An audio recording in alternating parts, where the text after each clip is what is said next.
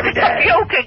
It's a All right. special day here at Disney World when the screening gays meet the rest of the girls in the closet no more. That's what Gay Day is for. It's a gay day after all. Oh! It's a day of fun when we wear red shirts and when we all come, you can hear the squirts. We can tickle and tease with our manicured goatees. It's a gay day after all. We'll be holding hands in Adventureland and watch the Liza Minnelli marching band. We'll make tourists shriek with a kiss on the cheek. It's a gay day after all. All right. We can wear tight shorts made of gold lame and wear mascara like Billy Zane. We can mince away as we prance and sashay. It's a gay day after all. MGM will have a celebrity ball hosted by Rip Taylor and RuPaul. There'll be Mervyn Monkey Rock, not to mention Pete Lecoq. It's a gay day after all. Oh! It's a gay day after all. It's a gay day after all. It's a gay day after all. It's a gay day after all. Look at that. Only 6 votes to go for 2,000, Boner Boy. Oh, my! Oh, my! I think we can do it. Yes, we can. And we won't give none of the results until we get to even 2,000. I think that's the first time we've had 2,000 votes on a poll since the Alien days. Wouldn't you say? I don't know. You I don't wasn't know? here. I'm not talking to you. I'm talking to Jorge there, okay? I wasn't looking at the stats page in those days. No, it's not on there. You're not going to find that. That goes back a long ways. But I'm just thinking, in fact, maybe even back then we never had 2,000. But at any rate, we need just 6 more votes on Ferrall, who's not, you notice how he's like crossing over, which is fine, but pretty soon he's going to be doing 6 a.m. to 2. And what's wrong with that? You know, something as long as I get paid, I say, yeah. Like that old fart that called on Friday right out of the box. Why don't you just do us a favor and retire, Neil? Tomorrow is payday, though. I just mentioned that in passing. For some of us. People, yeah. For some of us. Not for Boner Boy, because he's a bad boy. And because he wouldn't bear it for our program director. That's the problem. See, when you were cooperating with Duff when he was program director, you notice how you used to get paid? Yeah. But now you're not cooperating with the new program director, and your pay is being withheld. It's being held in a trust. Okay, let's refresh that thing and see how that came out. How about those Ducks, huh? Oh! Wow, I can't believe it. Actually had 2 games with goals being scored and like a little bit of excitement. And Game 7 tonight, everybody, even George is going to be watching Game 7 tonight, aren't you? Sorry, what? The Ducks and the Devils. Oh, 1999, the next vote. Better get the drum roll out. Here we go. Just one moment, please. The next vote.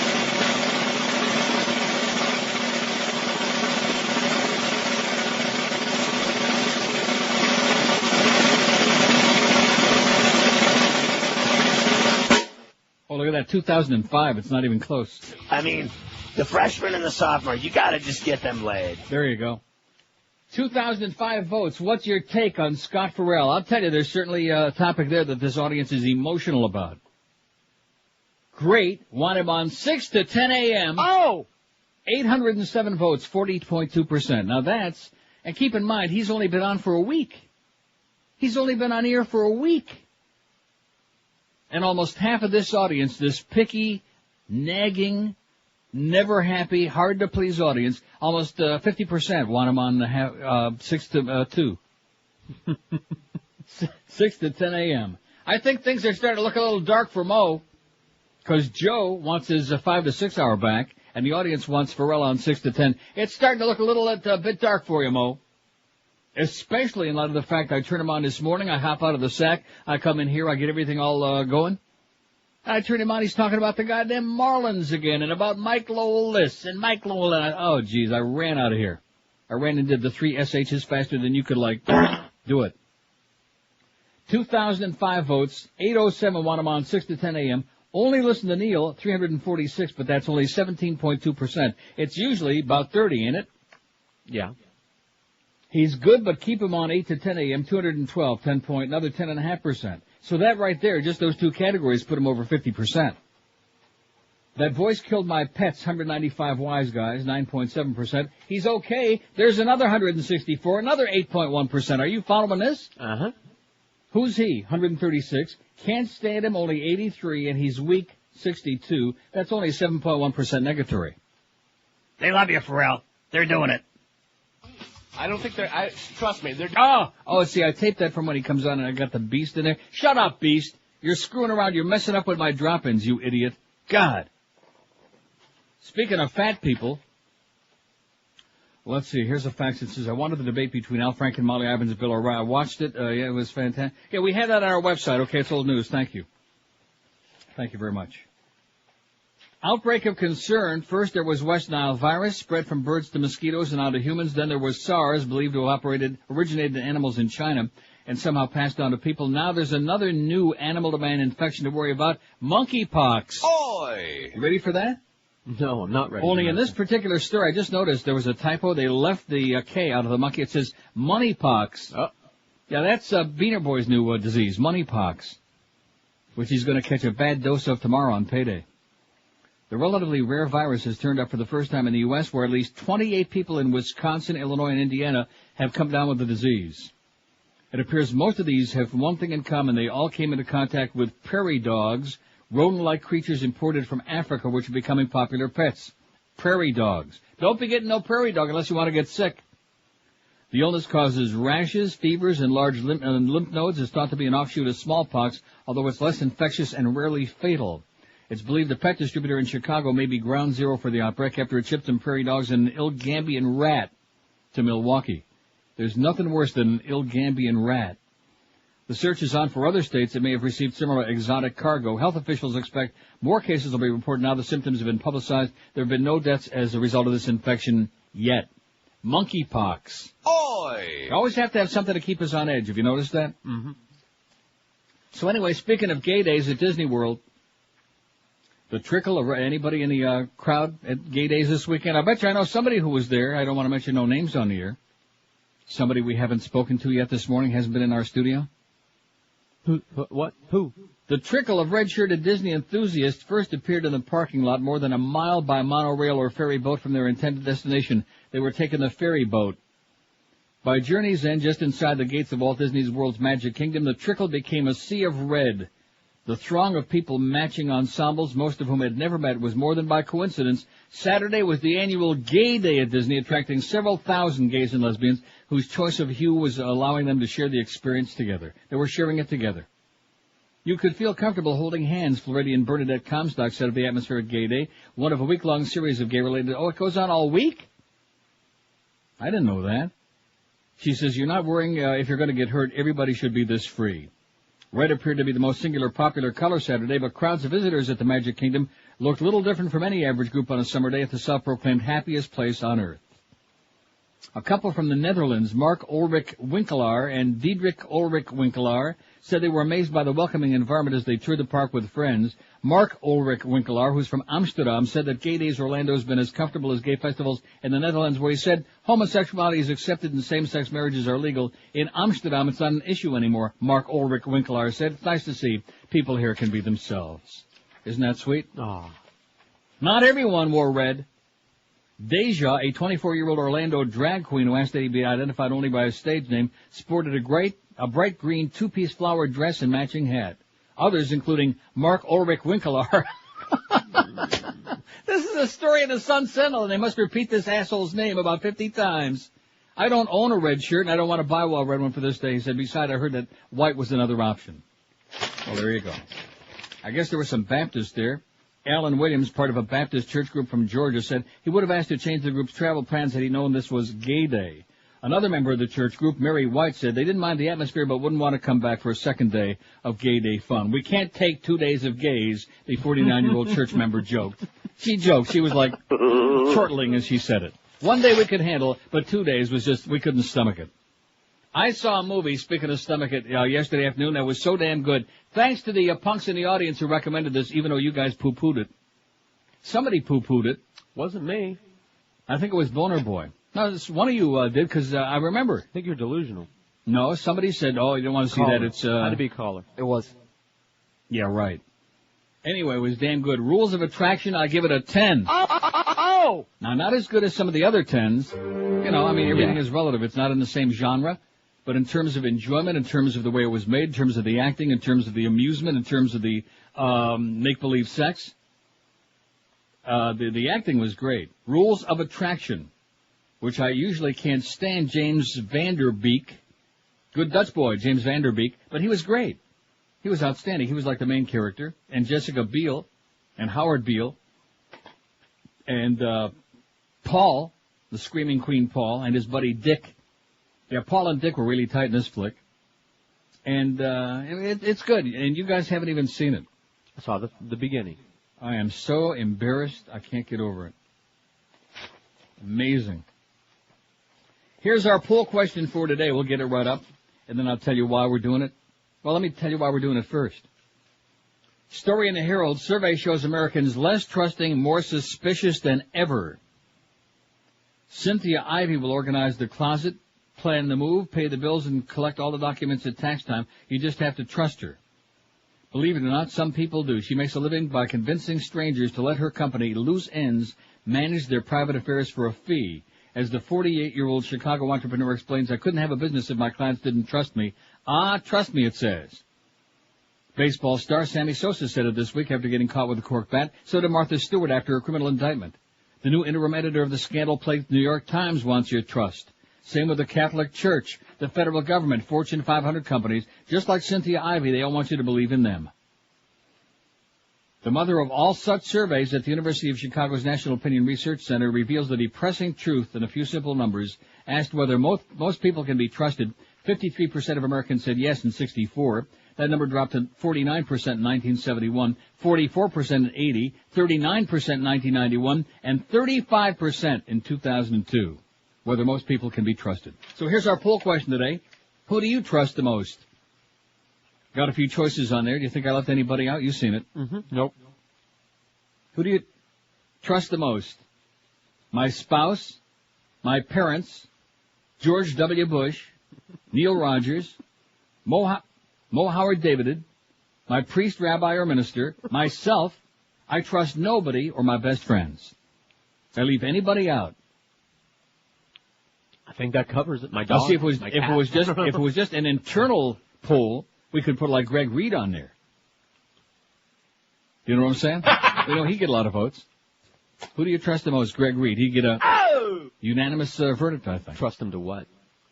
Screw you. 10:13 at 560 WQAM on a happy Monday to you, by the way. It's a great Monday. And I kept thinking Father's Day was yesterday. And you never corrected me on that. All week long I kept talking about, well, Father's Day is Sunday. And it is Sunday, but not yesterday, next Sunday. So you weren't wrong. Barbecues Galore has got an unbelievable selection of grills that you can only find in this great store. Well, two of them. They're two great locations. This week at Barbecues Galore, check out their incredible deal on the 3-burner Barbecue Chef, a Barbecues Galore exclusive. It's only $199 with 42,000 BTUs, a 625 square inch cooking area, and built-in hood thermometer. You just can't beat this deal with a stick for a liquid propane grill. Or for you traditionalists out there, be sure and check out the new Beefmaster charcoal grill, another Barbecues Galore exclusive that's only $199 with more than 600 square inches of cooking space, cast iron grills, an adjustable fire grate, and a full-width ash catcher. Both these grills will make a perfect gift for Father's Day, which is coming up this Sunday, dummy. And speaking of Father's Day, Barbecues Galore's got great gift ideas for Dad in all price ranges, including many gifts under $50.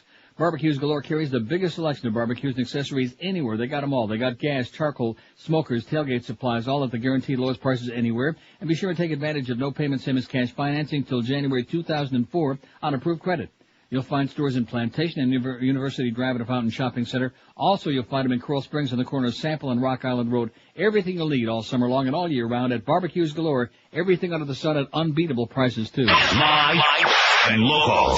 This is Sports Radio 560. QAM. It's Dave in Miami town at 560 WQAM.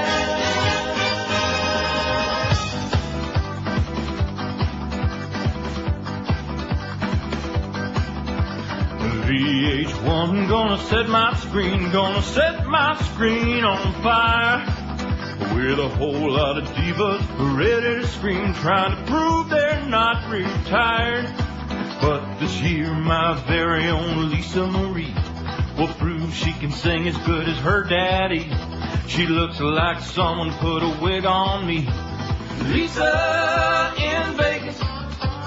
Lisa in Vegas. Oh, I know there are lots of other gals who are gonna wail and sing.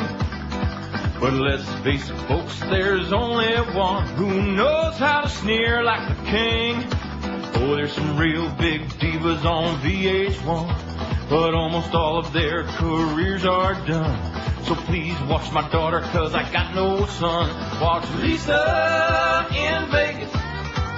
Lisa in Vegas. Lisa in Vegas. All right. 10:19 at 560 WQM. I'm going to tell you something. I'm going to have to start having June Allison send me cases of Depends for the show every day if you're going to keep doing this to me. What was that? Get out of here. I'm checking the emails here during this last break. Now, the peace pretzel, that's an interesting idea. Forget about it. Yeah. FYI. And then, of course, we got a nice Kristen and Carrie for the Hot Couples Contest. Right on. Nice-looking couple. Another couple besides them. We have another one coming? Should have already have gotten it. I thought that's the one you no. were talking about. Send him the other one then. And just when you think you can't top the latest pictures on our website, just when you think it can't get any better. Now, who's responsible for this piece of artistic brilliance? One of our wonderful listeners. Oh. Albert. The morphing one? Yeah. Where Mo morphs into Bozo? Yeah. Oh, this is serious. Now, when's that going to be on our website? Working on it right now. Oh. You're going to have to be in a sitting down position. You'll have to have a spare. You'll have to be wearing your diapers, or Depends, as the case may be, when you look at this. This is the best. This is far better than just the original hairless Mo sans the teeth. And it's appropriate for the family, too. And Neil and Mo. Yeah, the ass to ass was like a little bit R-rated.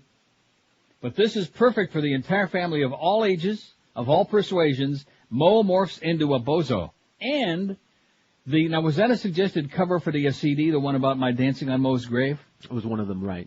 Oh, that's my favorite. Me too. It's from the same guy. Yeah. No, it's one It's of from the same guy. alternatives. Thank you, sir, whoever you are. You're a genius. I love it.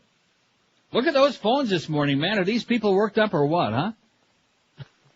What? What? It's Monday. It's Monday morning, and plus these people, I mean, it's not the kind of a pool they're going to be adding anything to. So, and I just mentioned that one movie there, which they're a little bit nervous that we might be movie intensive again. Rules of Attraction. I don't see anybody else calling in who liked that movie, or maybe somebody hated it. I don't know what's not to like. I mean, the only thing that separated it from being X-rated was the fact that all of the sex was like, simulated. A lot of bobbing of heads, up and down and back and forth and in and out and all of that stuff. But it's a panic. It's a real hoot. George will not like it because the ending, it leaves you hanging there, like what just happened? Damn it. What is it? Well, that's what I'll watch it anyway. See, I don't care what you say because I watched Requiem again last night for the 500th time. Third time. Yeah. I've seen it. I had to get a fix, so to speak. And that movie, that ends at a point where you don't know what the hell happened to her. Yeah, you do. You sure as hell have no She's idea the what heroin happened to porno. Harry. Right? He's a one-armed bandit now. He's the one-armed bandito. And what's her name? She's busy doing ass-to-ass. Jennifer Connelly. She's going to be a heroin whore. I'm going to tell you something. The two of them are such a perfect match. Now, maybe it's the makeup. Maybe, I don't know. Or maybe it was just brilliant casting. That could have been it. Yeah. But Jared Leto and Jennifer Connelly are like the perfect, well, I say the perfect couple, but in the sense that they're both screwed up. Right. But they're a match. In fact, if you check late in the movie, next time you watch it, like in about an hour, she's lying there on the sofa. I mean, just totally distraught. And she looks like him. Right. If you look at her face, they're like interchangeable right. junkies. Because they're in the same place. Oh, don't tell me we got a call. It might be about the rules of attraction from Davey. Hello. First call of the week. Hello. From Davey. Good call. Good call. Yeah. Well, he wasn't too right. Keep it coming. Good so Hello? far. Yes. Dale? See, I knew he'd be there. Yes. Dale, Yeah. I'm from Davie. Yeah. I'm a redneck, and I love the gay pride. I love the gay pride march. Reverend Jones sounds like he's in a goddamn barrel. That's our call for this week. I think we're going to, like, do a call-free a week or something. Just when we thought we had tremendous momentum going, we had the big Mo, had a tremendous response on Ferrall on the poll, which was really amazing. Not better than I am. Did you see the kid San Pedro on the Channel 4 last night? I was doing that sports rap show with Jim and Jill and Ferrella. Anyway, he was wearing a Gypsy Hill pharmaceutical shirt. I saw that. He was representing. Great for the college athlete. He's busting off his fix. Maybe he was also in that movie that we're talking about. 567-0560, pound 560 on the AT&T. WQAM, hello. Neil, please. Speaking. Huh? Speaking. That's not Neil. Yeah, it'd be Neil. Okay, Neil. Yeah. This morning, Howard David was talking about all the derelict athletes. Yeah. And he was saying, what were they thinking? Strawberry, Pete Rose, they screwed up. What were they thinking? And somebody called him and said, Howard David. He said, that's me. He said, you come down to Florida and mess with Neil Rogers. What were you thinking? He turned into crap, man. He turned to crap? He turned to crap. Yeah, I think he turned to crap before he came here. Okay, thanks for the good call, Pat. That's 2 for 2. Oh. Let's keep them coming, baby. If we can go all week long with calls that good, we'll be in hog heaven, you know? Rules of attraction, yay or nay, friend or foe, paper or plastic. Huh? Oh, it's going to be a brutal week, you can tell that. Yeah. Well, we've been pushing it a little bit, you know? We've been, should be counting our lucky stars. Response on that website has been euphoric, just spectacular. They're busy waiting to see that picture on there is what they want to see, Boner Boy. They want to see the morphing Mo as Mo morphs into Bozo. It's a phenomenal thing. Mozo. A Mozo, I like it. You're in the Mo zone. In fact, if that hairpiece keeps flying around, it's going to eliminate the Mo zone layer. It's going to like, huh? Yeah. Well, speaking of the Mo zone layer, I don't think we put it on the website, the thing about the cows farting. Did we, Boner Boy? He's on the phone. Getting the cows to cool it. He's on the phone with whom? Probably with Eric. Very important caller, I'm sure. Yeah, of course. What other kinds are there? Oh, you mean one of our callers? Well, forget about that.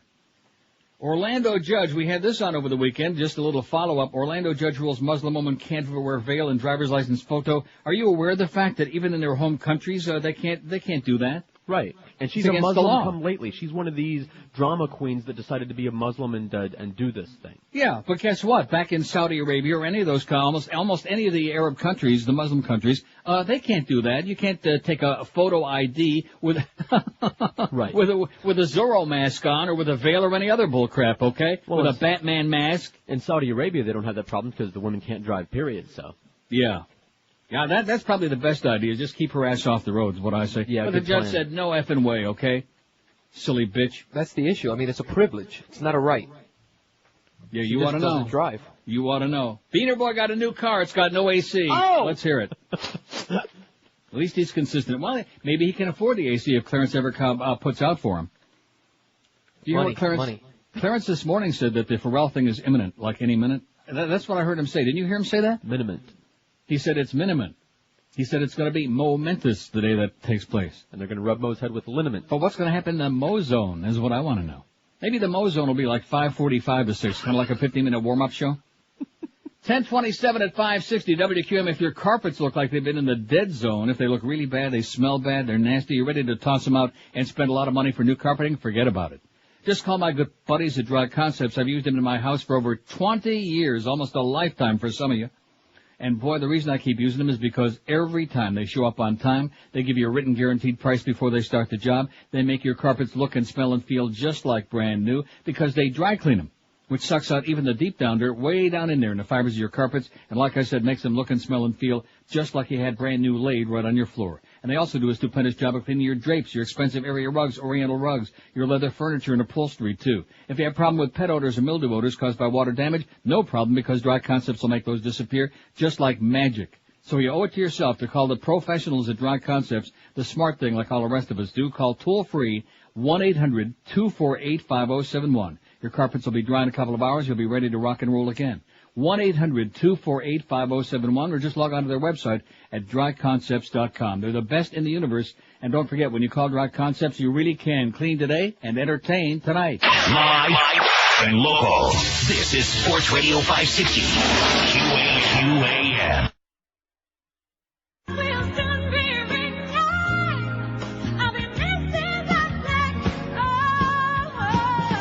Gay. Baby, don't do it. Call it all off. What? J-Lo, don't do it. It's such a thrill to get married, but people want me to be wary. They're just jealous of my fella. Shut up, I won't hear what they're telling. I can't believe you want to marry Ben Affleck. Ain't you had enough of writing alimony checks? But don't you know that Ben Affleck's so flaming? Hold on, baby, he's already married to Matt Damon. Well, he's honky, my love monkey, so just leave us alone. 'Cause we're good, about him I am not, yeah, we're good. He loves me and my butt, we're so good. I won't sign a prenup, 'cause he makes more than me, right? Ben's the guy and I'm so glad. Ben's a real dud, girl, just another Chris Judd. Shut your mouth, you're making me mad. Just like his movies, this marriage will be bad. But I don't wanna be alone. He's a spoiled kid from Boston, just leave that boy alone. Now we both want to get in. It'll work on just fine. So Oh, yeah. That's another good hot couple for the contest. Which contest? No, seriously. And what are the names? Oh, I thought you were talking about J-Lo and Ben Affleck. Get out of here. I'm talking about a real couple. Ian and what's her name? What's her name? Does she have a name? I don't know. Ian and Jennifer. Well, you're the one that's sending these to me, and you don't even know what like the hell I got I'm it talking up about. right now. And he says, is this a good picture? Is this what you had in mind? And even though you can't see his puss too well, who the hell cares, you know? I think that's an excellent picture, don't you? Yeah, send some more there, Ian. Okay, the new poll is up. Who do you trust the most? 15 votes. It just went up there. I trust nobody, 6. Myself, 4. I mean, I voted for myself. Why can't you, you don't trust yourself? That's what I voted for. That's right. We've met a lot of these people. Now I understand. Nobody, 6. Myself, 4. My spouse, 3. Neil Rogers, 1. My parents, 1. Mo Howard Davided. My priest, rabbi, or minister, George W. Bush, and my best friends, none. None for any of those. Nobody trusts their best friend. How do you like that? Yeah. Speaking of the Hot Couples Contest, we got 1 week to go to get your pictures in. Just log on to our website, neilrogers.com. Email us a picture of yourselves with your significant other. And the deadline's next Monday morning at 10 a.m. And then we'll put the pictures up on the web for a week. And the people in the audience can vote for their favorite hot couple. And the following Monday, June 23rd, the couple at 10 a.m. when the show starts with the most votes wins. First prize is whichever you want. You got a choice for first or second prize. 3-day, 2-night stay for 2 at the Royal Oasis Resort and Casino in the Bahamas with round-trip airfare on Lake Erie included. Or a 3-day, 2-night stay for 2 at Hedonism 2 or 3 in Jamaica, all-inclusive with transfers, food, drink, gratuities, entertainment, no airfare. Winner with the second most votes wins the trip not chosen by the first couple. Either choose 1 or 2. Third place is, and then dinner for 2 at the pizza. Huh? Well, we don't know yet about that third prize. No, we don't. We're still working on it. We're waiting for Fat Boy to put down the goddamn Fritos and the ho-hos and whatever other kind of hose he's working on right now. Isn't this Treasure Island week? Yeah, it is. Is this Wednesday? Well, I'm thinking about hose. 2 weeks in a row, as a matter of fact. Tara Wild. What, this week and next time? Next week is another feature. Really? 2 weeks in a row for Treasure Island? Oh! So I'll get that thing ready. 567-0560, pound 560 on the AT&T and Verizon wireless line. I think the rules of attraction people are gone. Here's a call from Boca. Hello. Hello, Neil? Yes, sir. How you doing? Great. Have you seen Snatch or talked about it? No, I have not seen Snatch. The movie? No. If you haven't seen it, you got to see it. It's got Brad Pitt. Yeah. And a lot of action, pigs eating people. Mm-hmm. Good movie. Okay, this guy says I should see Snatch. I think I'll pass. One Didn't of my we talk favorites. about it? I liked it. I liked it a I lot. always liked it, but it's a shoot 'em up thing. You might not like that. Yeah, I don't. Now, see, let me tell you right off the bat, George is into. I mean, a lot of your choices are very good, but you're into this Western kind of crap. Now, I'm not saying that's one of them. I don't know what it's all about. But you're like into these Westerns. When in doubt, keep me out of that. Like the Brad Pitt one that you had me watch. It was okay, but it's a Western. Legends of the Fall? I just thought it I was mean, a it's better not a example we- of that other thing. No, If it takes place in the western half of the United States, the Western. No. I see. Just because of where it takes place doesn't make it a Western. It could be taking place in Hollywood. That doesn't make it a Western. I put one Western on that list. What was that? I haven't watched that yet. Outlaw Josie Wales. That's the only Western on my No, that's not the one. I recommended got it list. in the other one. I'll get it, and then you'll know what I'm talking about. In fact, just hum a few bars.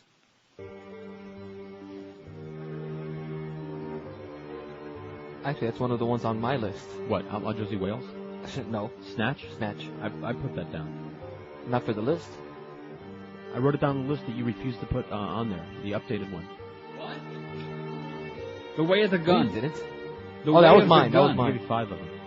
Ryan Philippe and Benicio del Toro. Right. And James Caan, Way of the Gun. Oh, you know who was really great in, very funny, even though it was a very short cameo in Rules of Attraction, was Faye Dunaway. When she spits her drink back into the glass, it was good. So you were about to apologize for accusing me of being a Western buff? You're big into these Westerns. I am? I don't know. Aren't you? I like one Here are the Western. other movies that I got. The Sweet Hereafter, a film by Adam the Goyam. Did one of you recommend that, or was that a listener? Must have been a listener. I got it right here, The Sweet Hereafter, and it shows a bunch of punks in the sack. Oh, no, it's a couple in the sack with a little kid. Well, I don't want to get into that. Sexy Beast with Ray Winstone and Ben Kingsley. Somebody recommended that. Never heard of it. Looks pretty interesting. And, of course, Beautiful Mind, which Beaner Boy recommended. Can't get the title right. I endorsed it.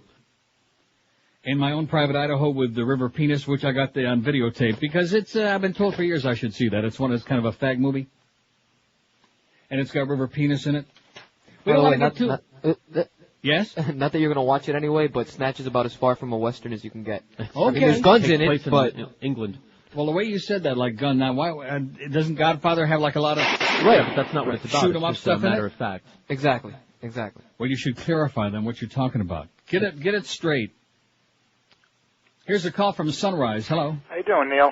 Okay, sir. Yeah, True Romance, I know it's on the list, was like the Pulp Fiction before Pulp Fiction. It was in that kind of a movie. If you like Pulp Fiction, you like Hated that. Pulp Fiction. Then you won't like True Romance. Well, but I don't know, but the guy that did Pulp Fiction did Rules of Attraction, and it was great. Oh, okay. Hey, did you see the Hillary thing last night?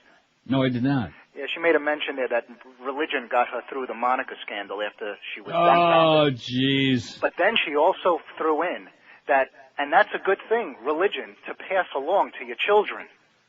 As if it came out of the blue, like, she's running for something, don't forget those conservatives, religion's good for your family. I sat there and I was like, what does that have to do with it getting it through you? With anything, yeah. Yeah, no, that she kind of passed it along to us.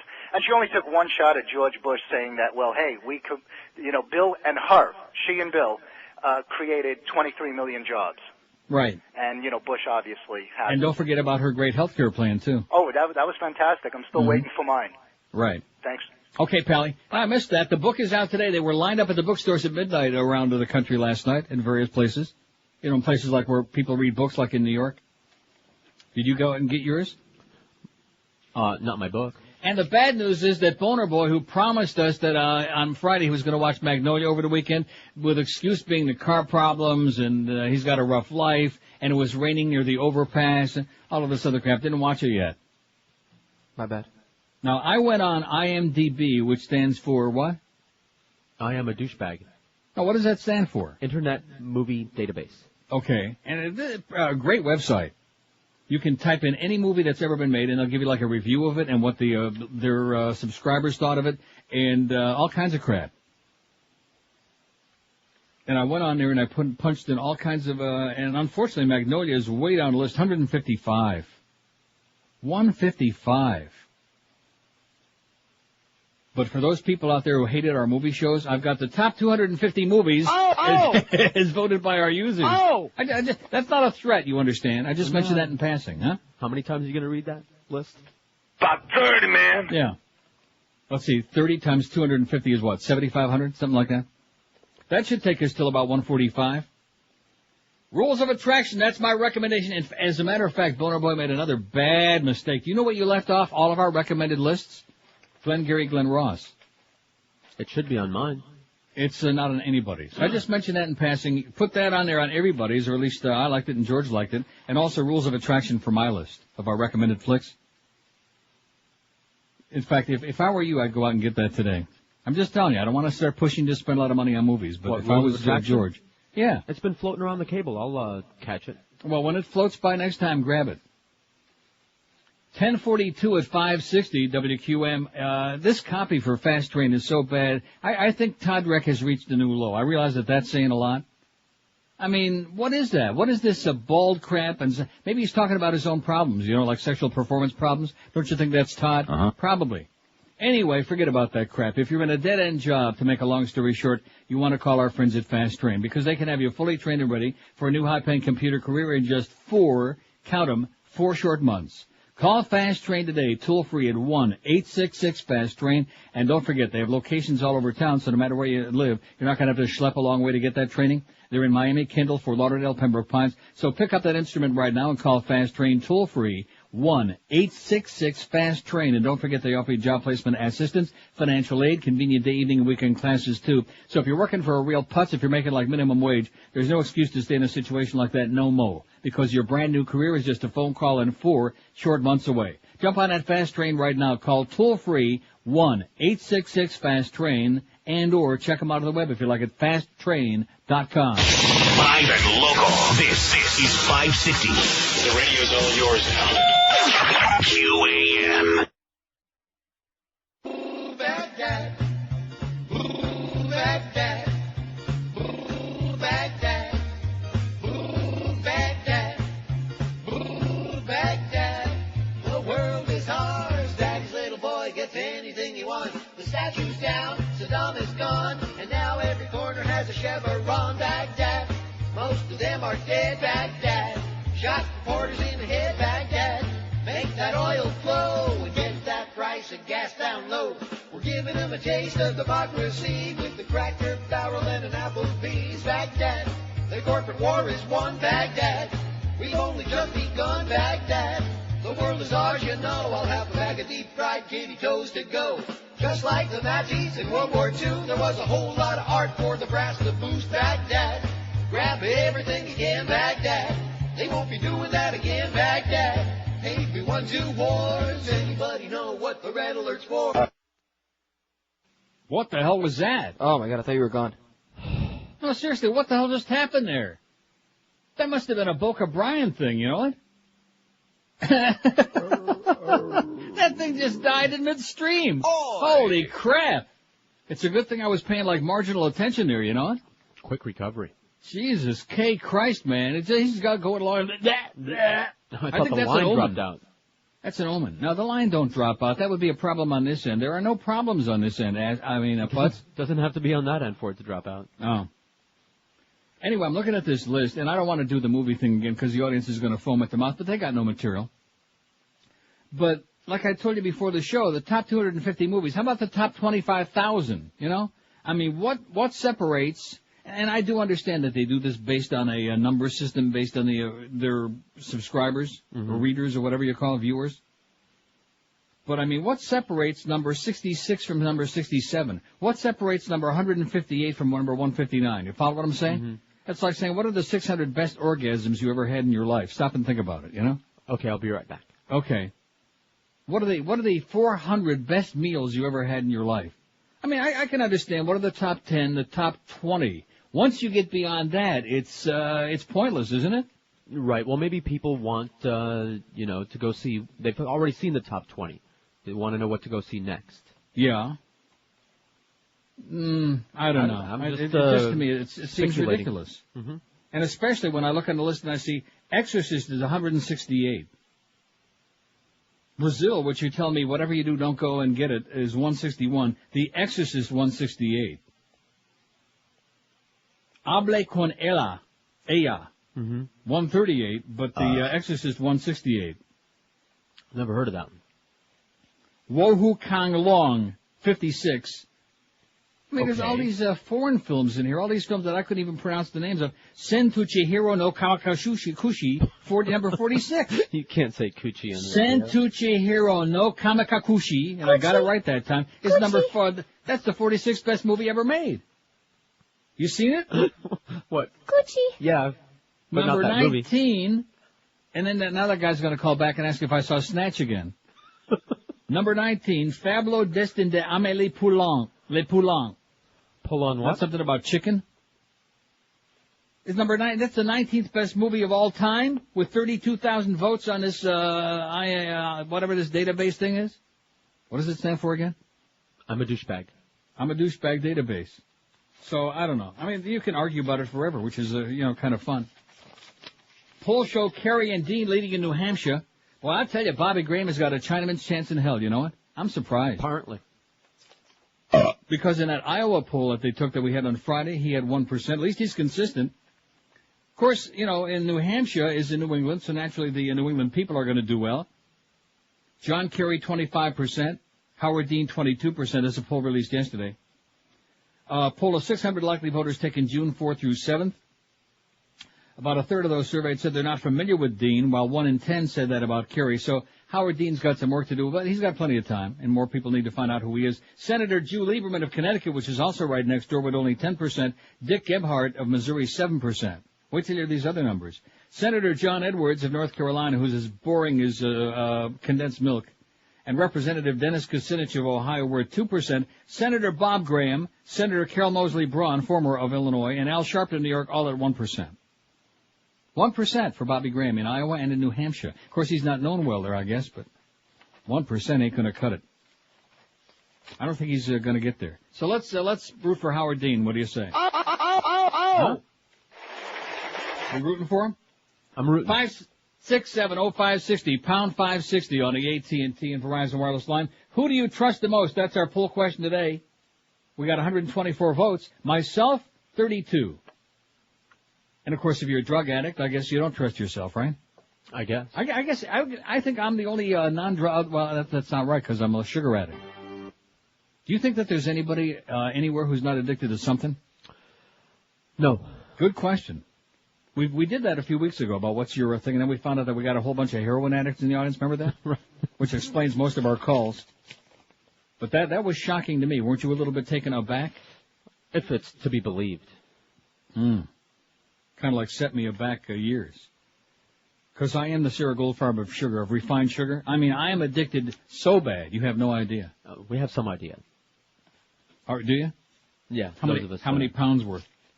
32 people say they trust themselves the most. I trust nobody, 27. My parents, 23. My spouse, 21. Neil Rogers, 16. We got 16 people really looking at big time. My best friend or friends, 4. Mo Howard David had 1. Oh, I didn't know Mo had a computer in his car. He must be doing it on his laptop. And the vote, too. George W. Bush, none. And my priest, rabbi, or minister, 0. Oh, that's sad, isn't it? No. Nobody trusts the men of the cloth anymore? Not this crowd. That's a good picture we got there for our website. Now, these pictures won't go up until next week, so you'll have to wait all week. But, how are we doing? How are we doing on the other one, on the Mozo picture? Working on it. You still working on it? Be sure and let us know the moment that's available to the... I'm leaving that up. To hell with the poll, okay? I got to look at that. That would make a nice wallpaper for your computer. It morphs in full color. God, that's like even better than what you call it, Dr. Jekyll and Mr. Hyde. Here's a call from Fort Lauderdale. Hello. Hello, Neil? Yes, sir. Good morning. You got me on the crap list with my girlfriend. I went and got Magnolia. Yeah. And we watched that movie, and I told you, man, I mean, I was confused, and she was totally confused. I don't know what were you confused about? Well, you said it was like the best thing you've ever seen. It was. To me, that's my favorite movie of all time. I stand by that. Which part, I mean, like how, just the thought of it, or thinking back, I don't know what part I was supposed to fall in love with. I mean, that's the thing. My girlfriend just looked at me like I was out of my mind, so I mean, You mean I thought out of it your was mind great, because you but- made her watch it? Yeah. Yeah. I mean, she stayed up the whole time, though, so it must have been interesting to her, but it Yeah. was a very confusing movie, I guess. But I just don't know what I was looking for, I guess. What caught your attention so much? What caught my attention? Yeah, I mean... All of it, every part of it, each one of the 9 characters in it, the whole, Right. all of the different storylines, it all had like similar similarities to it. Okay. So the moral of the story was The moral of the story is crap happens. That's the moral of the story. Okay. Strange crap Okay, that's happens. what I tried They to tell you that right in the beginning, and then the narrator comes on again just before the end and tells you the same crap again. That's what I tried to explain to her. I thought it was okay, but confusing as to what I was actually looking for until it was over about crap happens. But Yeah. the whole time I was thinking all of these people are going to die together, and as a coincidence, they were going to all just be at the same place and die together or something is what I thought was going to happen in that movie, and that's not what happened. So Well, I just wanted to let you know that I did watch the whole thing, and it was okay, but it's better today now that I'm thinking about it. Yeah. Well, I think if you watch it a second time, you'll appreciate it better. Probably. Next time you have 15 or 20 spare hours, watch it again. That's Okay, the pal. other thing. See ya. Yeah. Bye.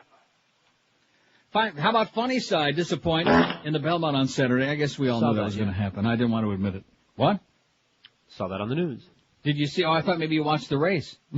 See, nobody wants to admit that he went too fast the first quarter, plus that blazing workout, 57-4. That might have had something to do with it. But he went too fast. It's in the slot. He goes 23-4 in a mile-and-a-half race. And let me just tell you right now, even though he slowed the pace down, any horse, I don't care how good they are, 99% of the time they go too fast the first quarter, especially in a race that's a mile-and-a-half, they're going to puke their guts out, and that's what happened to him. Yep. Plus he didn't like the mud and this and that. Yep. Very depressing. All of New York was all whipped up into a frenzy. Poor Jerry Bailey, he wins with Empire Maker and comes back to the winner's circle, and they're all booing him. Well, they wanted the local horse to win. All of the world, all of America anyway. We needed a hero, Don't we need a hero?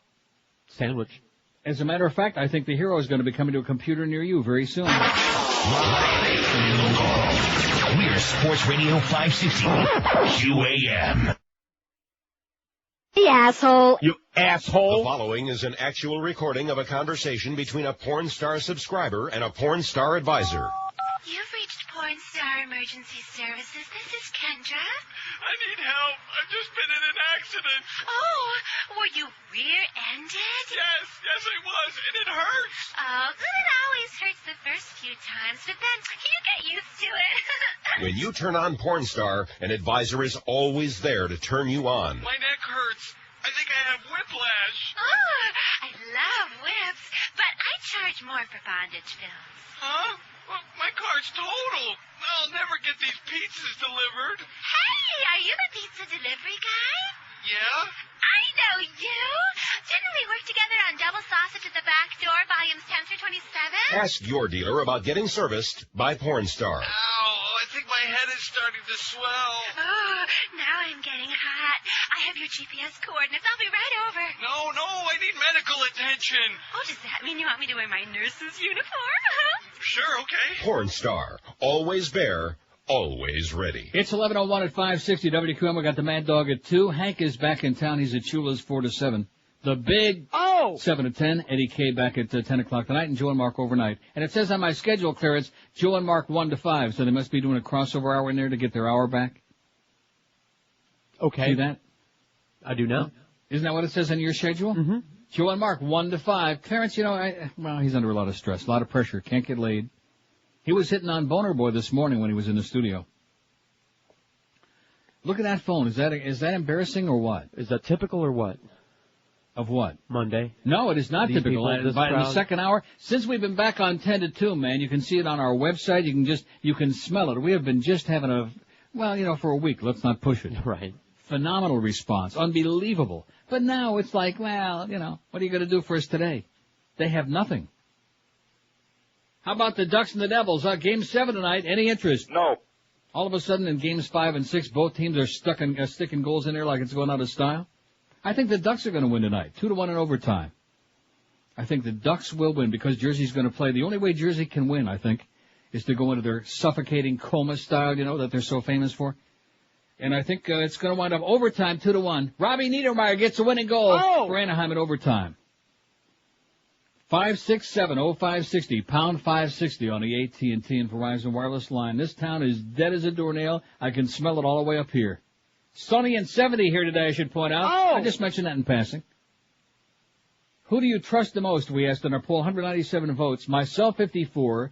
I trust nobody, 38. My spouse, 34. My parents, one or both, 32. Neil Rogers, 22. My best friend, or friends, 7. Mo Howard David's got 6. George W. Bush, 4. And my priest, rabbi, or minister have got none. They don't trust him as far as they could throw him. Nobody saw Rules of Attraction. I don't want to get too movie intensive again, but isn't that a shame? Yeah. See, I'm thinking to myself during this last break, like the guy that just called about Magnolia, if I tell you it's a good movie, don't go see it. Don't rent it, don't buy it. Because my taste is just not like the average pedestrian taste out there. Just like you hated Magnolia, I thought it was the best movie I ever saw. You didn't like it. It was okay. It was good. See, you're like this other guy. You sit down and you start watching, and you've already got a preconceived notion of what it is that you want. No, I'm not like that other guy. See, I put the disc in the DVD player. I hit play, and I sit there, and whatever unfolds in front of me, I take it in, and I try to appreciate it for whatever it is. If it sucks, I say, this really sucks, it's not for me, you know? Right, and if it's weak, if it's not as good as it's supposed to be, like Magnolia, then I say that, too. Now, like Rules of Attraction, I didn't know what to expect, because this geek, James Van Der Beek, I don't like him in the first place. There's just something about him that bugs me. But it turned out to be a really cute, and a really funny, and a really interesting, and a really bizarre movie. It was strange, but it was fun, and I loved it. I have no complaints about it. Now, you'll go out and you'll get it, maybe, or you'll watch it on cable and you'll say, well, it was a lot of fun, but that ending was just unacceptable to me, because, like, what happens now? I don't know, maybe there'll be a sequel. Who the hell knows? What I saw of it was good, so I wanted to see more, but something came up. I had to take off, and I haven't caught it again. Well, I'm telling you right now, mark it down, Beaner Boy, that when he sees it, he'll say he liked it a lot, but what the hell about that crappy ending? I might. I need a good ending. Let me ask you this. How many movies have an acceptable ending? A lot Seriously, of them. stop and think about that. A lot of them. All the ones on my list. They For do? example, yeah. I They all have an don't recommend acceptable a movie ending? unless How it has about an acceptable Glengarry ending. Glen Ross, which I love? Oh, riveting ending. What are you talking about? What, a textbook example of how a movie should end, where you just need a towel afterwards. Where he walks in the office and they close the door? No, I didn't say who. I didn't say who or Peter Boy what. hasn't seen it yet. But No, just but that whole last scene, I needed like a glass of water, a towel, and a cold compress. Unacceptable. Here's Tamarack. Hello. Tamarack. Okay, nice talking to Tamarack. Probably expired. 567-0560, pound 560 on the AT&T line. Here's Miami. Hello. Rotario. Oh, God. Here's with a sock over the phone. Here's Miami. Hello. God, I love your show, Neil. How you doing? Okay. Listen, I want to say thanks to Beaner Boy. He's doing a great job on the on your webpage. Yesterday I was browsing through it and I saw there was a program on C-SPAN with Al Franken and O'Reilly. Right. And it was just incredible because Al Franken put him on the spot with a couple of lies that O'Reilly said about winning a couple of Peabodys on, was it Inside Edition that he was on before? On another show that he was before. And he put him on the spot, and it was so funny to see O'Reilly so uncomfortable. And it looked to me like he wanted to jump and kick this guy's ass right in front of everybody. That was great. And also, I love Memento. It's a great, great movie. And that's it. That's all I got, my friend. Okay, amigo. See ya. Bye. He said you're doing a great job, Boner Boy. Thanks for putting up those stories that I keep feeding you. I mean, what? Nothing. At least that is when you get home from your car problems. He had little problems Saturday, so the stories didn't get on until, about 2:30 in the morning? Just about. Something like that. But then we made up for it yesterday because we also had a link to all the stuff you missed on Saturday, just to keep you off the streets. And we had a really sensational response, which we're not going to get today because it never continues in South Florida. It's the one thing I've learned, is that just like the thing with those movie shows, they get real whipped up for a day or two, or maybe even a few days, and then it's like pulling the air out of a goddamn balloon. Here's Miami. Hello. Miami. Hello. Yes, sir. Neil, I just want to tell you something about that Snatch movie. Yeah. It was so funny. We were 30 minutes into it, it's all like this Cockney slang. They're a bunch of gypsies. Mm-hmm. And we couldn't understand a word of it. We had to go back and put on subtitles, and it became a joke to see what they said. We would all make like a bet on what we thought they said, and then went back to see what they actually said, like putting the closed captions for the hearing impaired. It was hilarious. I'll be damned. Well, I'm glad you enjoyed it. Thanks. I'm not going to watch it.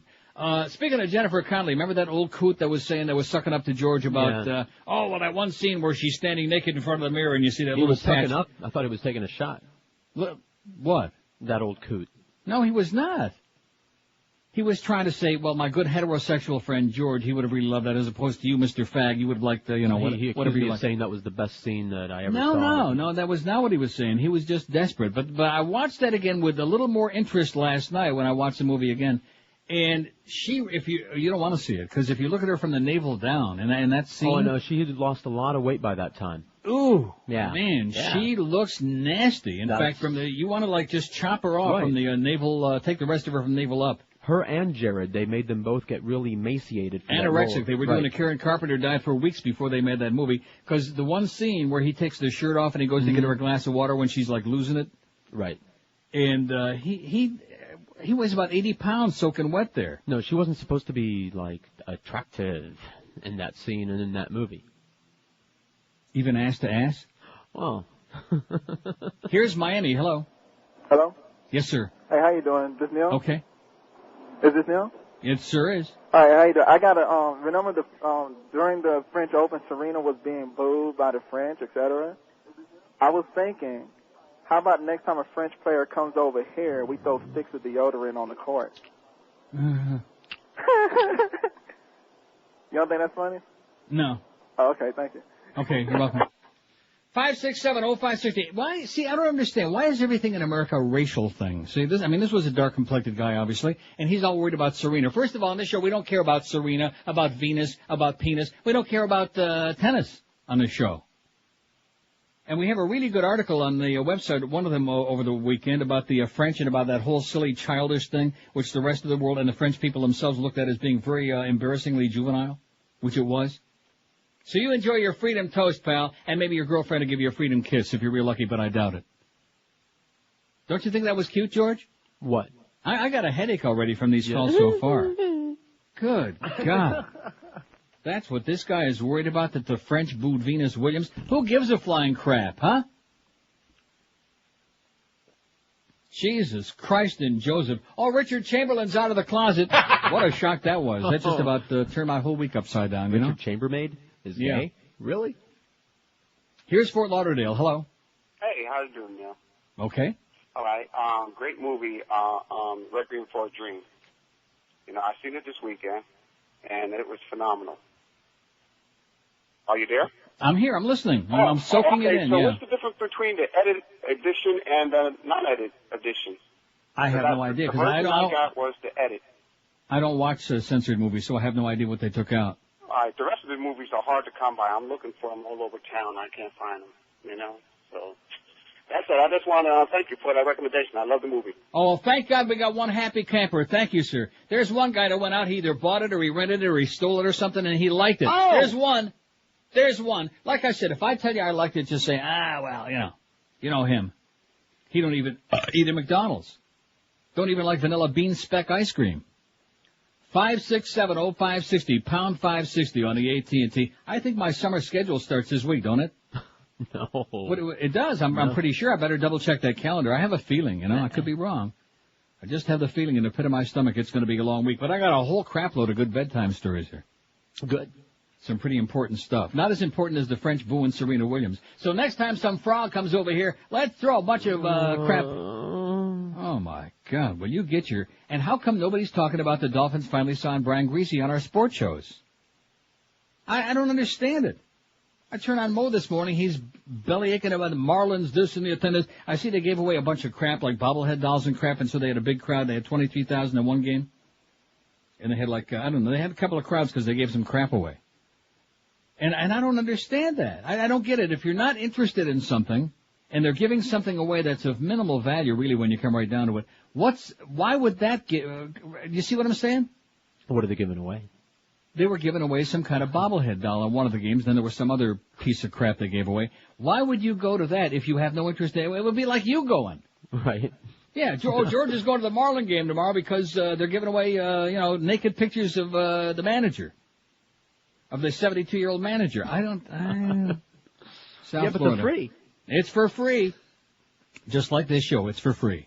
11:13 at 560 WQM. Delights of West Boca's got some great stuff for it. It's not for free, but you're going to save a lot of cash there on all your dietary needs. Delights of West Boca's your superstore for the Atkins diet or any low-carb, sugar-free diet. And right now they're introducing their new almond snack cakes by Control Carb. They come in blueberry, banana, or classic almond. Each one has only 1 effective gram of carbs per serving. Or when you're there, be sure and check out Delight's new chocolate raspberry muffin with only 1 gram of carbs per serving. And if you like to crunch, try one of the 3 new flavors of low-carb racket chips. All kinds of good stuff for you to stock up on for your Atkins or low-carb diet. Carbolite ice cream, breads, rolls, cheesecakes, chocolates, pasta and sauces, or any of the other 600 low-carb foods. This is the place you'll find all the stuff you're looking for to keep you on the straight and narrow path. Delights of West Boca always lets you sample before you buy it, too. Their staff knows dieting inside and out. They're open 7 days a week, 10 to 10, and carry the most complete line of Atkins brand products in the universe that are always 25% off all day, every day of your life. Head for the #1 low-carb, sugar-free store in the universe, the Delights of West Boca. You'll find them on the northeast corner of Glades and 441, right next to Boston Market. Or call them toll-free 1-877-LOW-CARB, or check them out on the web at lowcarb.com. Don't forget there's only one Delights of West Boca. It's your official Atkins retail center. Live and local. This is Sports Radio 560 QAM. And now, a special public service announcement from the Spice Girls. Now, tell me what you want, what you really want. I'll tell you what I want, what I really, really want. I want a push. I want a breathe. If you want to be a mother, don't give birth at the prom. You're not going to die a hospital. That's the way to be a mom. If you want to be a mother, don't put your kid in the trash. You might want to take care of them. That idea so rash. But what you think about that? Now you know how it feels. Giving birth in the bathroom. Hey, what's the deal? Are you for real? Hello, we're the Spice Girls, and our publicist tells us that high school girls are giving birth during their proms at an alarming rate. Well, we're against this. Yeah, remember, if you're pregnant, skip the prom, or at least leave early to go to the hospital. The preceding message was furnished by Mothers Against Giving Birth at Proms. 11:19 at 560 WQAM 5670560 pound 560 on the AT&T and Verizon wireless line. Is that thing up yet or not? I guess not. Not. It is up, but it's way too big. So I'm gonna have to modify it and get it down to a chewable chunk. Yeah, and how long is that gonna take? Hopefully not too long. It'll be up today. That's one of the reasons that we're not getting a lot of response on the phone is that people are sitting right in their seat there in front of their monitors. They can see it right now. Huh? They can see it right now. Where can they see it? It's you refresh your page. You'll see. I'm just going to it. Just relax. No, now, damn it. Oh, wait a minute. There it is. Oh, no. What makes you say it's too big? Oh, no, not the size-wise. It's going to take a long time for it to download to people's sites. I mean, to people's computers. Why is that? It's like a megabyte big. I understand that, but how come I got it right away? It might have been there already. Yeah, you didn't even notice when it refreshed. This is great. Oh, forget about everything else, okay? In fact, let's forget the show. Let's just play that all day. And it's Mozo, our new cartoon character at WQAM, Mozo, the Mozo Man. He may have lost his mojo, but he sure as hell got his mozo. It's too big. You're wrong. The fact that it's so big, that's one of the most beautiful pieces of art in the history of the Internet. If I do say so myself, hey, Clarence, you better start taking care of Boner Boy there, okay? He's doing one hell of a job on his website. Because prior to him arriving on the scene, this website was a piece of crap. You're not it was helping an him by embarrassment. saying that, you know. Huh? You're not helping him in this building by saying that. What do you mean by that? They hate our website in this building. They hate the fact that we have it. The more hits we have, the more pissed off it makes them. What are you talking about? We get more hits in 1 hour than they get in a month on the goddamn QM website. Well, you know something? Whether our website is there or not is not relevant. It doesn't make any difference because who the hell wants to go to their stupid-ass website? You're making the point. Yeah. They hate that. If your website wasn't there, that's their they'd all problem. go to QAM, I'm not going don't to make you it see? my problem. That's their goddamn If problem your because they're website jealous. wasn't Because they're a bunch there- of jealous, psychotic little overgrown children and sports nerds. That's their problem. It would bring more people to sports if not for your website. Now you're sounding like Ray Perry. Right. Yeah, if we only had 40 stations doing all sports all day, just imagine all the sports nerds there would be. Right. Carlos is hurting them by helping that website. Good. Nice going, Beaner boy. There it is. It's right under the Ferrall picture. Here it is, the new... it worked for me. Mozo's a little slow, though. Oh. Am I right? Is that not There the it greatest goes. thing we've ever had in the history of our lives? Well, some of those hot couple pictures. No, maybe Aaron and Amy. Yeah. Okay, we got one call on the board there. It's going to be pretty lame if I had to go to all bedtime stories the rest of the day, which I got a whole pile here. I got some good stuff, but I don't want to do that. Do it. No. Do it. You're sabotaging the show again, goddammit. Love it. I'm just kidding, but let's face it. The first thing I see is some sophomore in college wearing a pharmaceutical T-shirt as he's hitting grand slams. There you go. See, there you go. No matter where you turn, it's drugs. Everybody's on drugs. That's Water the goddamn pipes. problem. Maybe today the drugs came in. Maybe that's why we're not getting no calls. How did you know? Because you were told me before the show. Oh. By the way, George has got some great deals for you. 567-0560. This is my last attempt to elicit a response from this dead-ass crowd today, and then I'm diving right into my bedtime stories. And I'm not even going to stop for the commercial breaks. I'm just going to go right on through. I'm just going to pile drive my way through. 567-0560, pound 560 on the AT&T and Verizon wireless line. It's either that or I'll read the top 250 movies of all time. 3 times. Here's a call from Tamarack. Hello. Neo, good morning. Yes, sir. I gotta vehemently disagree with Jorge there.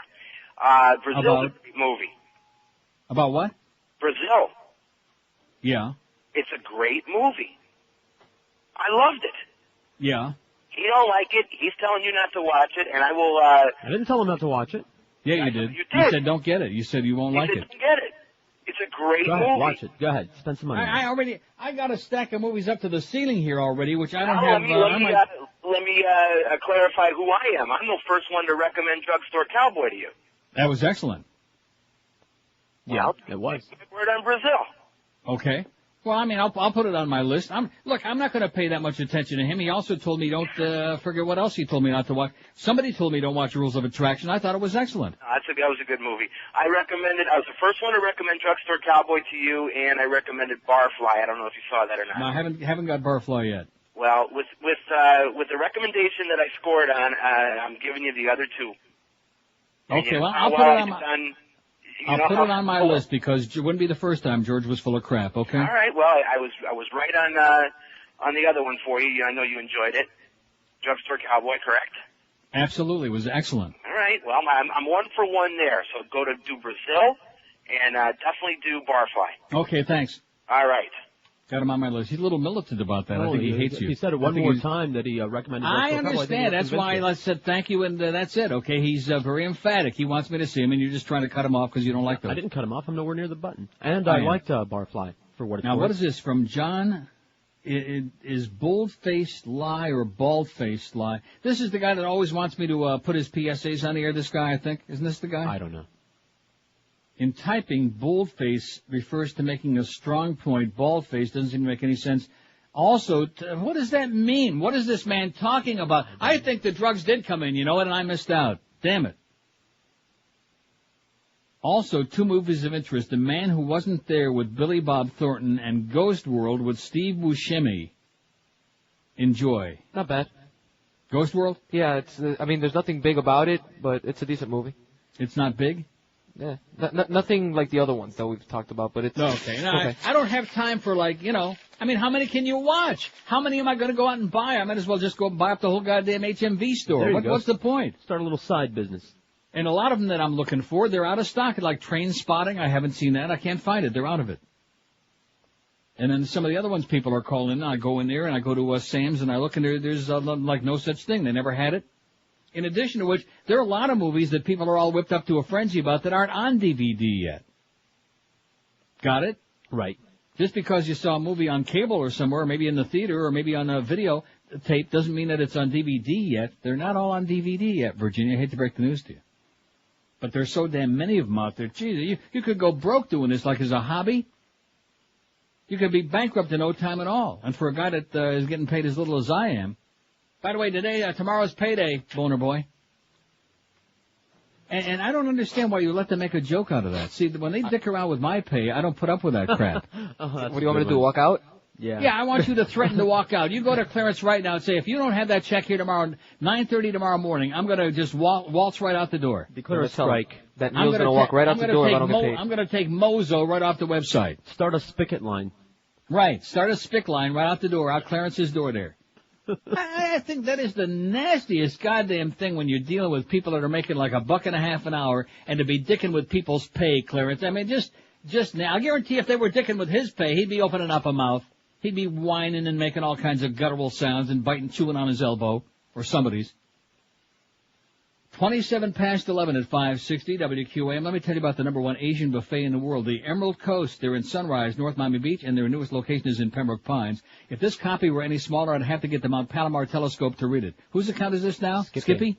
Oh, Skippy. Who was it that saying when Skippy, was it Screw Ann? That he was an imbecile?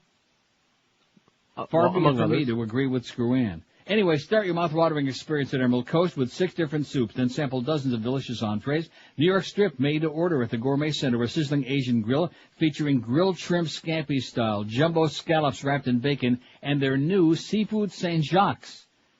You say with the S on the end or not? Saint Jacques? Okay. If that isn't enough, there's more. Try their Dungeness crab and ginger and scallions, and then hand-carved prime rib cooked to your order, and their new Oriental chicken salad, too. And don't forget, you'll never get a headache at the Emerald Coast because there's no MSG, there's no cornstarch, no crap. They cook all their fine cuisine only with cholesterol-free oils. And the buffet at the Emerald Coast features a full salad bar, sushi bar, fresh shrimp cocktail, too, and a gigantic dessert station featuring pies and cakes, pastries, ice cream with all your favorite toppings, and fresh fruit. You'll usually even find watermelon on the menu at the Emerald Coast. 3 locations for you: Sunrise, Pine Island at 44th Street, Collins Avenue just north of 163rd North Miami Beach, and the intersection of Flamingo and Pembroke Roads in Pembroke Pines. Take the family or book your next business luncheon right now. All size parties be welcome. Let them do the cooking for you at the Emerald Coast. It is outstanding. Takeout and delivery always available, too. Call 954-572-3822. 954-572-3822 for the amazing Emerald Coast Chinese Buffet. Live and local. We're Sports Radio 560 QAM. Yo, let's rate Mo. Radio Big Shot. Yes. That's how we pass the time away in the gay old jail of Oz. I'm getting pounded. Hey, Koshi, my insurance from work is okay, but I don't think it's good enough. Oh, you're so right. Too bad there are no company that offer supplemental insurance. You say something, Koshi? Oi, I say, so sorry, no company have coverage pick up where other coverage leave off. Who talking? I am. I say, too bad your insurance no go far enough. If only there was another way. So sorry I don't hear you because stupid duck keep ringing gong and interrupt insurance conversation. Wait, this commercial is stupid. Or almost as stupid as a commercial with Yogi Berra. It's 11:33 at 560 WQAM. So you interrupted me when I was about to go into a big song and dance about our website and what a brilliant job Beaner Boy is doing compared to how boring and terminal it used to be. Okay. I really believe, because I looked at a lot of websites, believe you me, mister, I check out a zillion websites. Ours is, I would say, one of the top 10. Okay. In the universe. See, you're giving me this big song and dance about, well, they don't. See, when you talk about they, you're not talking about anybody that I care about. I understand. Because the people inside the building we like, the people like Ferrall and Mad Dog and Hank and Joe and Mark and who else do we like? Vlad and Anthony. They don't dislike our website. They love it. Yeah. Even Muff, I guarantee, loves our website. But your point was that Clarence should come across with some money because he's doing such a great job for us. They hate that here. See, didn't he just say the same thing that I just got through dispelling? When you say they, you're only talking about the sports mafia, which is Clarence. That are responsible for his paycheck. And Greg. Right. And those little nerdy people. Oh, don't be knocking at people who sit in that computer room. Oh, no. What's that one kid's name? Josh? Is that another Josh? All the computer people are out of here. What do you mean by that? They are? Oh, they're back? He's Josh. That guy Josh is still roaming around. That guy Josh, the one that I ran to in the elevator who loves me. And by the way, he wouldn't be pissed off because he likes me and he likes this show. That's Josh Cordes. So I better not talk about him too much. That was Josh Cordes? Yeah. He's a good guy. Who goes out on some of these appearances? I might just go out and see him. Goy Josh, he's a good guy. He is a good guy, believe me when I tell you. He's one of my kind of people. I mean, I don't mean like that. Maybe he is, who knows? No. But anyway.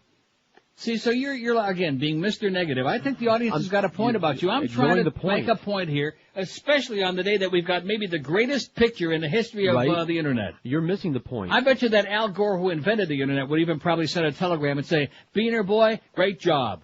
I bet you he would do that if he knew about it. That's how damn good that is, that Mozo the Clown thing. It's phenomenal. You got Mo without the teeth and without the hairpiece who morphs into Mozo the Clown. It's a phenomenal thing. I bet you even Mo is taking a peek at it. No, seriously, and I bet you there's a part of him somewhere in that warped skull of his that is actually chortling a little bit. Not like laughing out loud, but like, like that. Just like that. No. Yeah, there is a part of him. Boy, you are a hard-ass, man. No wonder in the summertime the audience wants to kill himself. I hope this summer you just lighten up a little bit, okay? Not any more of these World War III, the world is ending kind of shows. A lot more eating ass this year. 5, 6, 7. Well, there won't be any less. A lot more eating ass than last summer, I'll tell you that. 346 votes on that poll already. Look at that. Who do you trust the most? The Herald had that story that people are trusting less and less than they used to. They don't trust anybody. Can't imagine why, can you? Myself, 94. There you go. That's a good choice. If you can't trust yourself, who the hell can you trust? Your drug dealer? You never know what he puts in that crap, huh? Only one way to find out. In that righteous crap of his. That, I don't want to even go into it. This whole thing about black lingo and about, see, this is part of the death wish that American society's got for black people. It just bugs me, And it's kind of like a self-fulfilling prophecy, you know what I'd be saying? No. You know what I'm talking about. Just chill. Myself, 94. My spouse, 72 people say they trust their spouse the most. Oh, are they in for a surprise, huh? I trust nobody, 68. My parents, 51. Neil Rogers, 31. My best friend or friends, 12. George W. Bush, 9. Mo Howard David at 8. And 1 for a priest, rabbi, or minister. 1 trust their clergy person, whoever that might be. I think that's good. That's a good sign. That's a good sign. They're onto him. Here's Fort Lauderdale. Hello. Neil? Yes, sir. Oh, hey, I'd like to talk about that gay pride thing. I was there last year. My wife and daughter kind of set me up, and they gave me a red shirt. I didn't know what was going on. They were all winking at me. Mm-hmm. It was pretty funny. Maybe they knew something you didn't think they knew. I don't know what was going on, but next thing I know, I'm down Main Street, and the big parade's coming down, and there's George running down the street in his little tutu. It was hilarious. Uh-huh.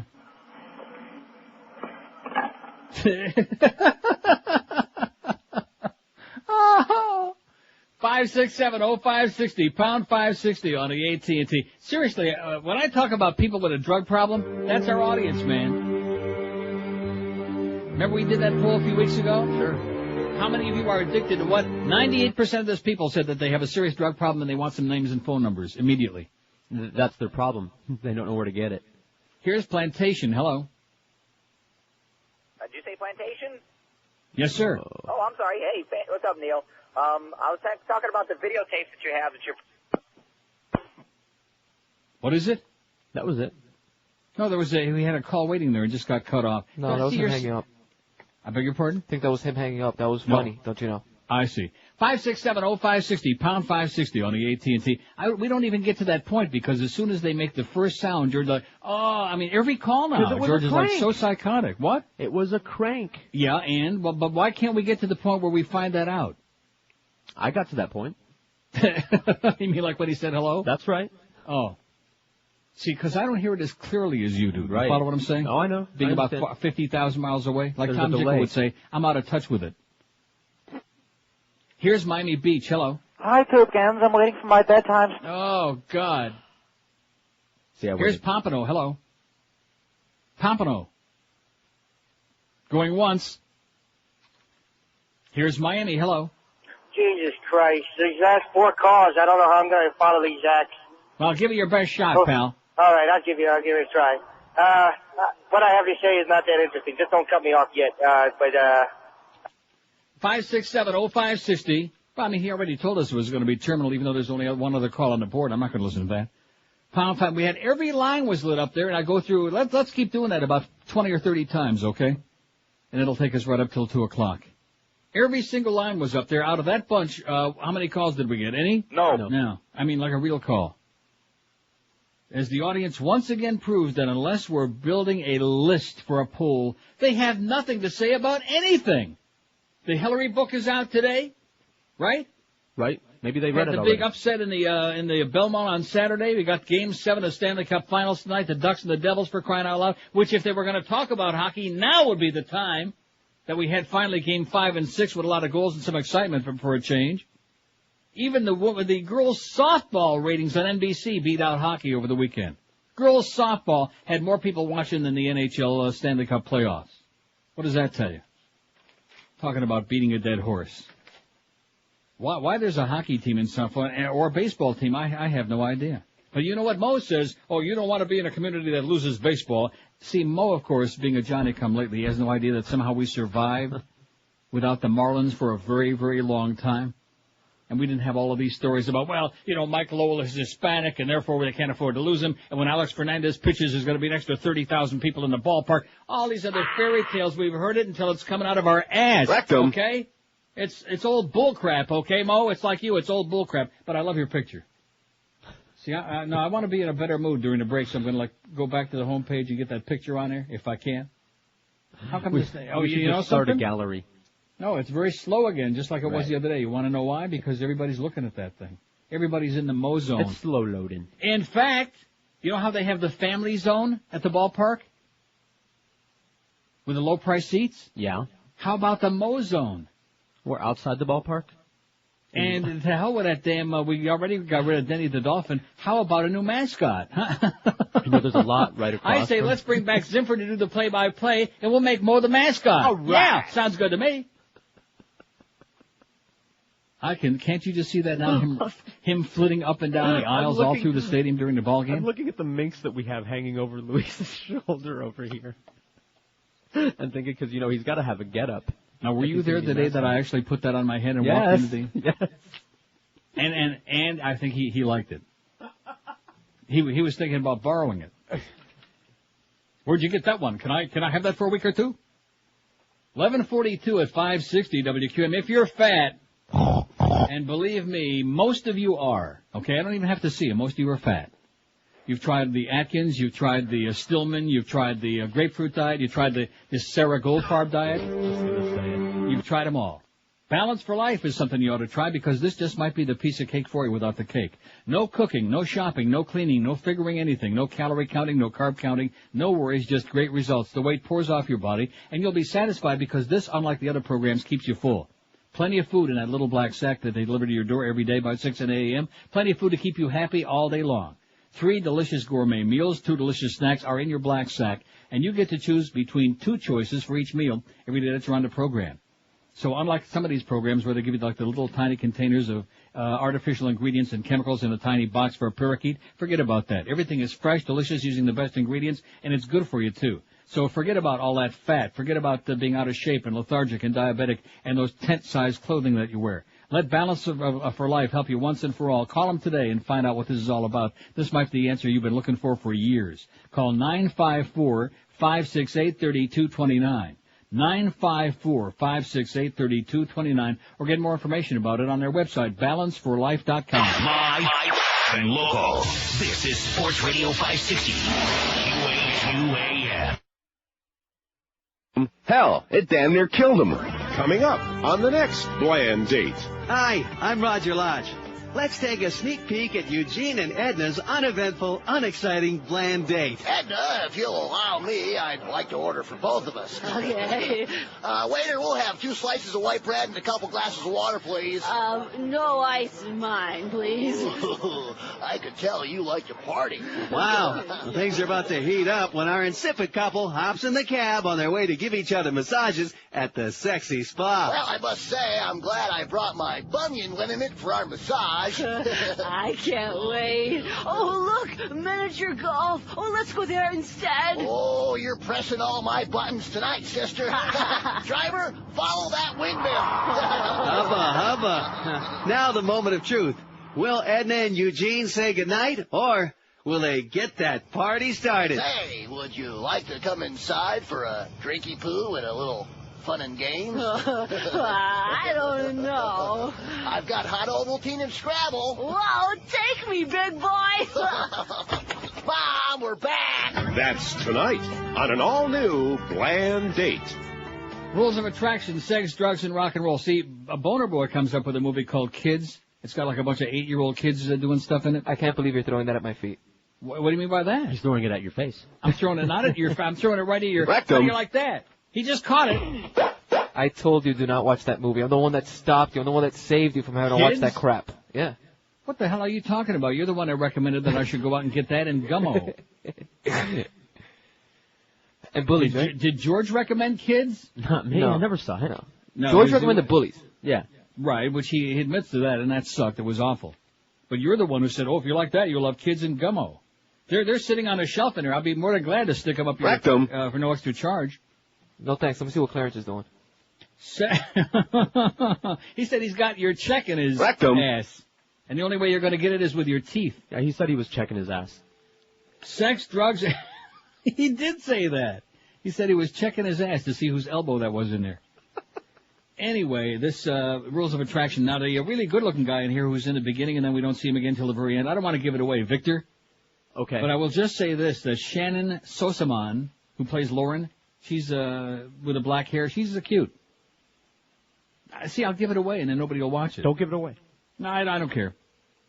But the whole movie, she's like in love with Victor, and then he takes off, and he goes to Europe, and he goes to London, and goes to Amsterdam, and he goes to Paris, and to Venice, and Rome, and Florence, and we see, toward the end of the movie, we see this really neat montage of scenes where he's screwing his brains off, and he's yanking it in the shower, and he's doing all these other things in Europe, okay? And we see a lot of scenes of Amsterdam and Italy.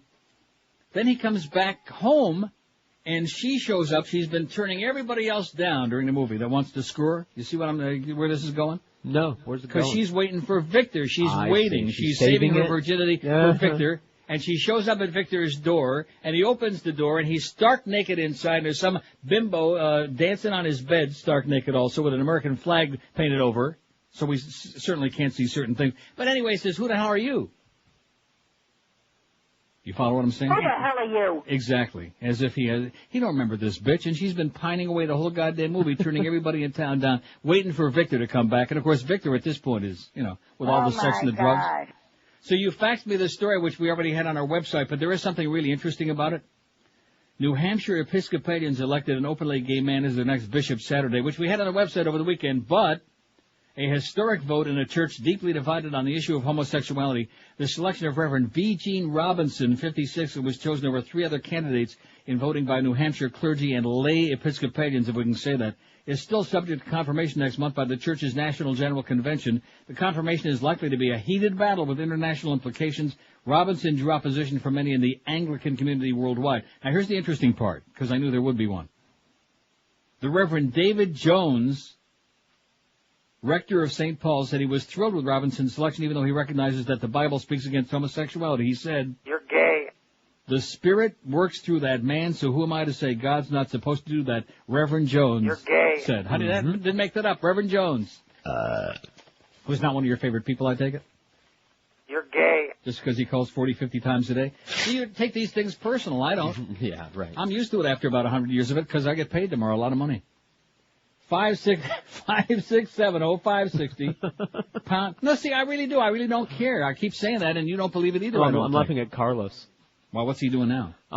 He's wishing you the Saluting. best. For what? What Because you're mentioning payday tomorrow. It's a sore subject with him. Oh, Even though it's somebody sore? lent him some money. Mm-hmm. Well, if you keep Clarence's nose out of there, it might heal up one of these days. I think it was Muff that kind of like... Didn't he say that off the air that one morning? He said Duff was a real pain in the ass. Didn't he tell us that? I don't. And that was just about the time that Duff started going for all them exams. Here's North Miami Beach. Hello. God, are you boring? North Miami Beach. Hello. Hey, Uncle Neil, how's it going? Yes, sir. Okay. Hey, yeah, I saw Rules of Attraction. And? I thought it was okay. It wasn't great, but it was good. Although, the opening scene in the beginning where the chick that you were just talking about is like saving herself, Mm-hmm. you know, for this certain guy at this party. Right. And he ends up going to bed with another chick, so she ends up settling for this other guy she was talking to, the film student guy. Mm-hmm. Do you remember the scene? Yeah. Okay, and she's so wasted she passes out, and when she wakes up, he's filming her and some other guy's Right, and some other guy's doing her right. And she's like, "Oh my From gosh, behind. I lost my virginity to some loser," and then he throws up on her. Mm-hmm. That was pretty good. Yeah, she deserved it, I think. Basically, when you get to the end of the movie and see what a loser she turned out to be, even though she was cute, she deserved it. I agree. That was pretty funny though. And you did see that one brief scene of male nudity, right? When Victor's going through Europe. Yeah. Okay. Well, anyways, I thought you might enjoy that. Another thing about a reason possibly people aren't as psyched out about Requiem as you are and most people. Well, smart people, anyways. As great a movie as it was, it didn't have a very, pleasant ending. You know what I mean? Well, I mean, I don't think The Godfather had a pleasant ending either. Did any of them? Any of the three Godfathers? Believe it or not, Neil, don't hate me, but I've never seen The Godfather. I don't think Network had a pleasant ending, unless you didn't like Howard Beale. I mean, there are a lot of great movies that don't have a pleasant ending because, Snow White, if you want to see fairy tales, stuff like that, those have pleasant endings, but real life doesn't always have a pleasant ending. Yeah, but you know what? It's like, I don't know, especially for people that in some way can relate to any of the characters in Requiem, like, whether it's diet pills or drugs, whatever, at the end of the movie, sugar. You're left feeling like, oh my God, that's, screwed up, As great as the movie was, it's like, whoa. Well, I mean, but it's just a movie. It's not like you're watching it because you're waiting for a commentary on your own life. Right. In fact, that's part of it because we all have our own things that we're hooked on, and you can relate to it. No, I agree, but that's and we can probably say, why. well, gee, at least we still got both arms, I think, and at least Yeah. we're not in some kind of an old folks home, some Ass kind of a to nut house. ass to ass. Right. Yeah. Well, that's the only bad part is we're not doing ass to ass. Okay, thanks a lot, pal. That's what Carlos said. We're not doing ass to ass with Clarence yet. Did you notice? Were you eavesdropping on a conversation when Clarence was in there before the show this morning when I said something about ass to ass? Boy, his ears perked up. I could hear the perking of his ears all the way up here. I was feeling a little crowded. I had to stand up and go into the other room as Clarence was talking to you. He was getting a little when close. He reached over for that instrument that Roy! left behind, then I knew that your ass was in big trouble, and I do mean your ass. I heard a zipper and I went running. Well, he is desperate, and he, at least the one thing I'll say for Clarence, he don't lie about it, He can't get laid, he ain't gonna get laid, and it's not in the cards, right? Right. In fact, I think Clarence and I have that one thing in common. Sex with women is not in the cards for either one of us. Live and local. This is Sports Radio 560. QAM. Well, it be the 12 to 1 hour on WQAM. Hola, this is Carlos. Neil and Jorge are sick. I take their place. Oh, I forget to play open bid. Today we put on a poll. The poll will be, your favorite operating system. What is your favorite operating system? Windows 87, Windows 95, Windows 98, 200 NT, Windows XP Pro, Windows Me, or Mac Clarice. Lego to the phone, double QAM. Whoa, you're doing another poll. They're not even there today. So, it's part of the show. Whoa, not a moment's peace. I haven't slept in 4 years. Yes? And an underling like you just throws in, and I have to kowtow to his whimsy. Yes? I hate you. I hate you. I hate you, too. I hate you too. Please do not hurt me. Well, you got me there. You realize that we have those noon to 1 opens, and it just dawned on me. I guess I'm a little slow, just because we're back to 10 to 2. Right. And we got our 1 to 2 hour. Why can't we play the noon to 1 stuff? Ain't no exactly. law.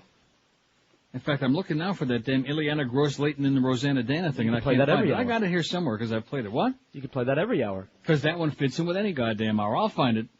That bitch. So which Bela Lugosi movie do you like better, Scared to Death or The Devil Bat?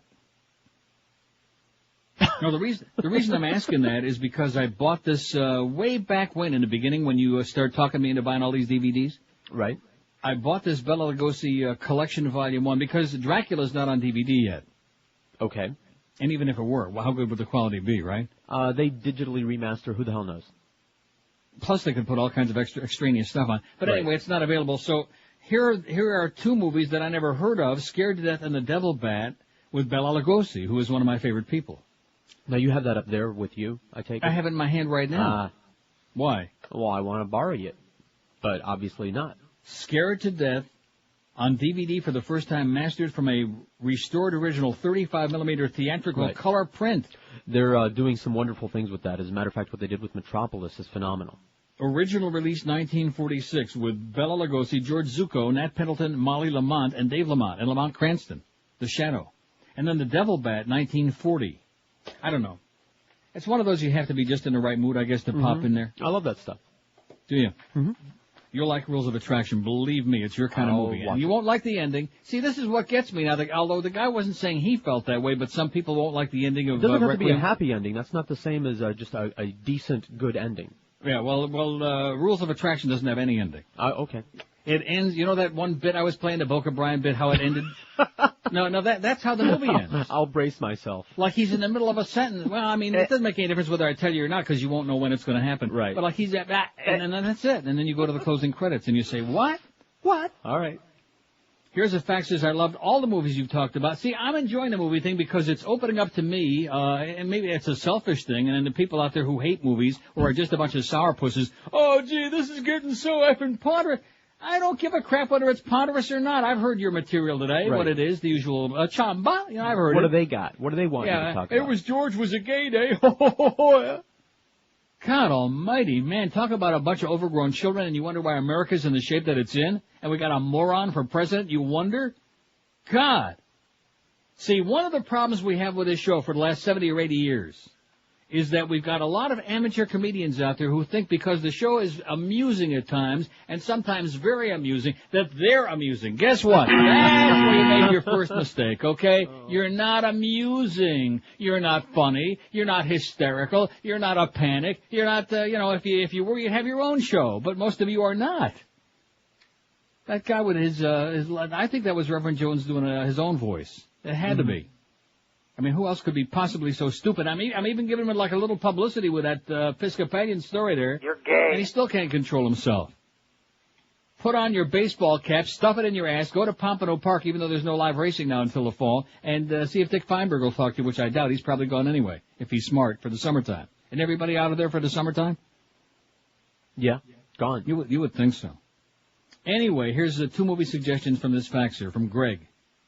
Donnie Darko. Now, I see that on all these lists of the top movies ever. Right, and I tried to rent that once, and somebody had put the wrong DVD inside the box. Oh, God. Are you serious? I am. I would go back to that store and I would just take a big dump right on the counter. Guess what was in there? Donnie Brasco. Donnie Brasco was in Donnie Darko? Close enough. God almighty. I can't get over it. But which that I is already close. Seen it. Yeah, but I'd already seen it, so. Donnie Dark. Donnie Dark! No, Donnie Dark.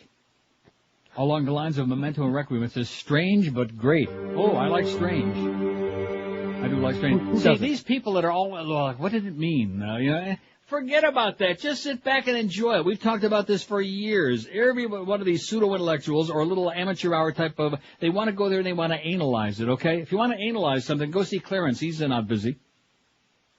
See, I chopped myself off there because we were coming up to the top of the hour there when I talked about neither here or it's in the cards having sex with women, but in his case or with anybody alive. Poor Clarence. You might actually be getting paid on time performance for the fact that he's so desperate and you wouldn't put out. I saw this girl he went out with once. Yeah, the one that he bit on the arm? No. Once. Different one. And what happened? I don't know what happened. She was cute, though. Very cute. And? I don't know. And he wasn't. Oh. And number 2, American Psycho. It says, I love this movie. And Greg, I loved it too. It was great. What was the guy that played in that? Ethan Hawke?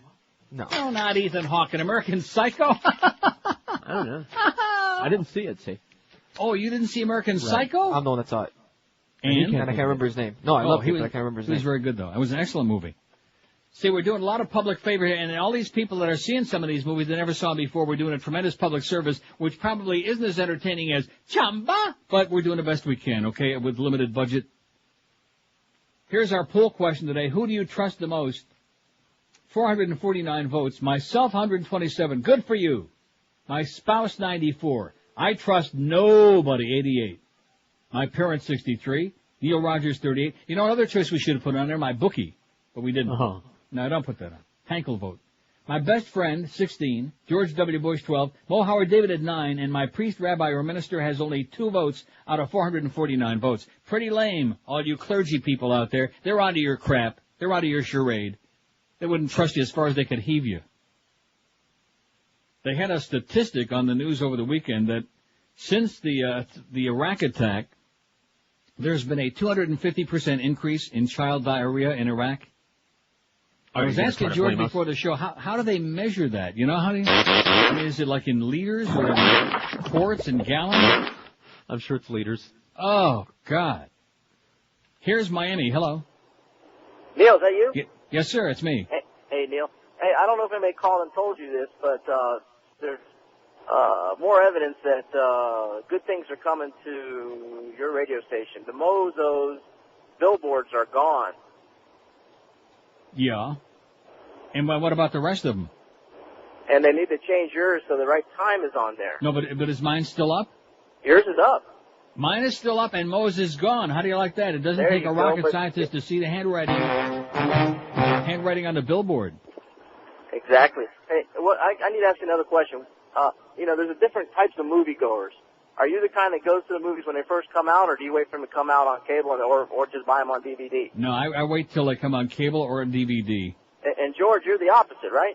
You'll go out and see them when they come out. Depends. Well, see, George has got kids, so he takes his kids to, Right. especially when his older daughter was younger, to all the punky, like the kid Whatever. movies, If it's some big spectacular, I'll go see it in the theater. Otherwise, I'll wait.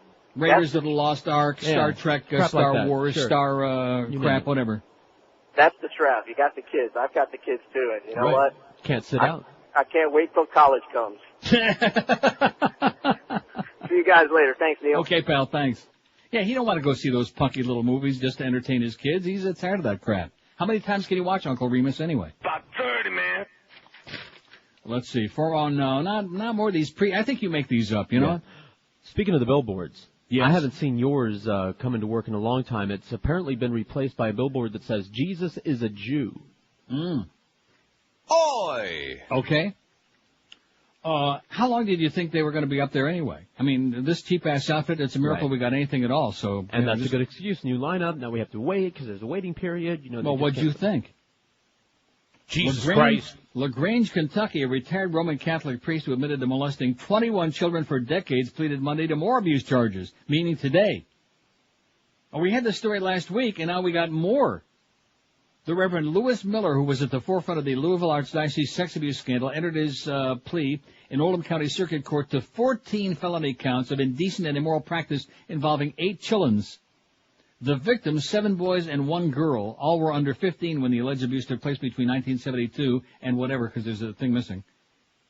They had been members of the St. Aloysius Parish in Poway Valley, where Miller had been an associate pastor. In Poway, as in he's pawing them all over. Miller was the first of 4 priests or former priests who faced criminal charges in Kentucky last year. And the beat goes on, baby. Fry all their asses, even though the public now is on to they have bigger fish to fry, like the new Hillary book. You know something? I'm not going to get it. Good. No, I really was. I was going to go out after the show today and go to the huge bookstore over here, and I'm not going to get it. Yeah. Yeah, there's not going to be anything in there. In fact, every story that I read on the Internet about it, including the one that we got on, didn't we put one on, Beaner Boy? I'm pretty sure we did. Yeah. Christian Bale, by the way, is the name of the American Psycho guy. He was excellent. He killed me. No, seriously, about how the whole, here it is, Newsday. Analysts, Hillary's book aims to alter image. With the much-hyped release today of her memoir, Hillary Rodham Clinton is seeking, as one pollster put it, a second chance at a first impression. But this move does not come without political risks, and it goes on about this and about, this goes on for pages, and it's on our website. It's always been difficult for her to have a second chance to make a first impression. That's been the problem for her. Increasingly, she enjoyed her most favorable ratings during what were likely her worst years, the 2-year period in well, that's the sympathy vote. When Bubba was doing the Monica Lewinsky stuff. Right. Bubba and the BJ. By the way, don't forget NeilRogers.com. Don't just vote on our poll, but be sure and scroll down those neat pictures on there for the new station mascot, Mozo. In fact, maybe that's the new billboard campaign, don't you think? Oh! I think that's a great idea. Oh, you're in the Mo Zone with Mozo the Clown. Oh, I got to go back to that again. I got to have another fix. And his trusty sidekick. I used to be addicted to sugar, now I'm addicted to Mozo. Why is this thing so slow? And then, you want to know why? I know why. Because they're all looking. Will you get off our damn website so I can see it?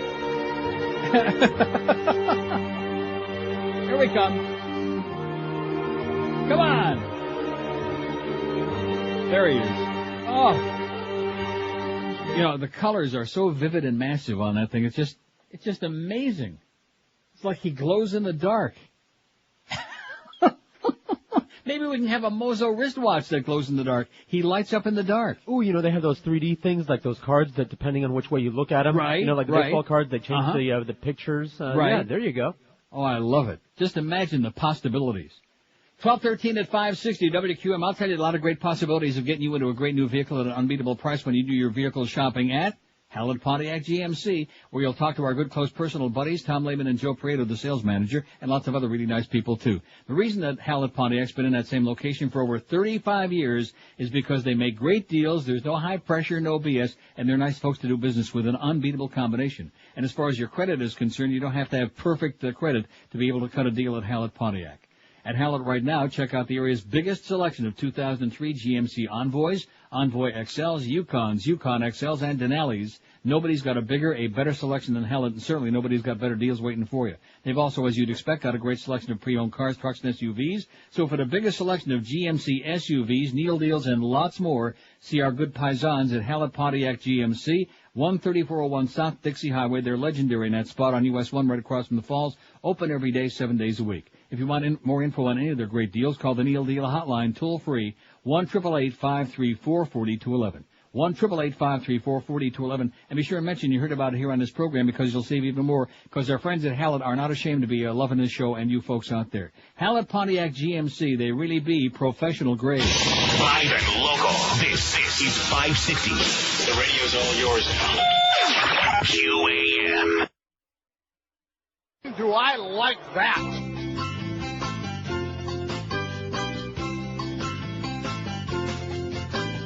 Fox News, Heather, we'd really like to fuck you. Whoa, yeah. Fox News, Heather, we'd really like to fuck you. We'd really like to fuck you. You're a fine-looking fascist and a perfect little Nazi. I want to filter coffee through your soiled panties. Distorting news, looking smug and sweet. Flapping your lips like Ann Coulter's roast beef. Fox News, Heather, we'd really like to fuck you. Oh, yeah. Fox News, Heather, we'd really like to fuck you. We'd really like to fuck you. You ever think about doing Condoleezza? Do you, bitch? You want it, don't you? Three-way. Her, me, and your man Dingo Man. Who's your man Dingo Man now? The little pig froze bud between your buns. I'll bet it tastes like bubble gum. See you next time you need a story done, since it takes a liberal to make you come. Fox News, Heather, we'd really like to fuck you. Yes. Oh, yeah. Fox News, Heather, we'd really like to fuck you. 1219 at 560 WQAM. What is it? 497 votes. Damn near 500. Who do you trust the most? Myself, 139. My spouse, 102. I trust nobody, 96. My parents, 71. Neil Rogers, 43. My best friend or friends, 21. George W. Bush, 14. Mo Howard David has got 9. And my priest, rabbi, or minister, only 2. So everything's finally coming into a shape here today after kind of a weak start.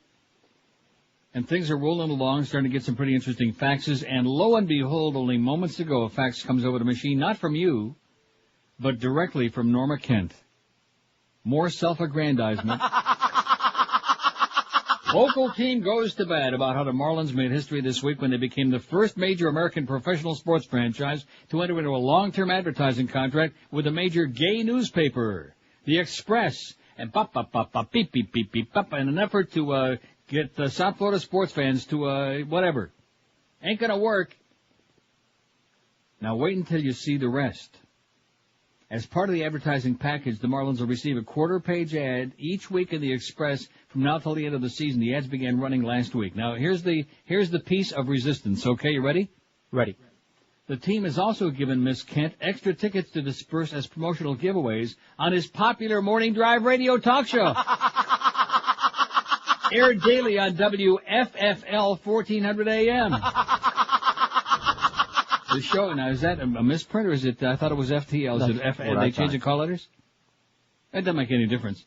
The show celebrates its first anniversary this week and is broadcast each morning live from the Floridian at 1410 East Las Olas Boulevard in Fort Lauderdale. It don't even say it's only on for an hour, like 8 to 9 a.m. And how many listeners it's got. About 30, man. Yeah. His popular morning drive radio. Oh, Norma, it tears my guts out, man. It's just so sad. I didn't care about the Marlins before I read that release. I don't care about them now, and I never will care about them. How do you like? I used to way back in the beginning, until they started jerking all the fans around and screwing around at the usual South Florida shuffle. Oh, well, we can't afford this and we can't afford that, and you know, it's the same old crap, you know.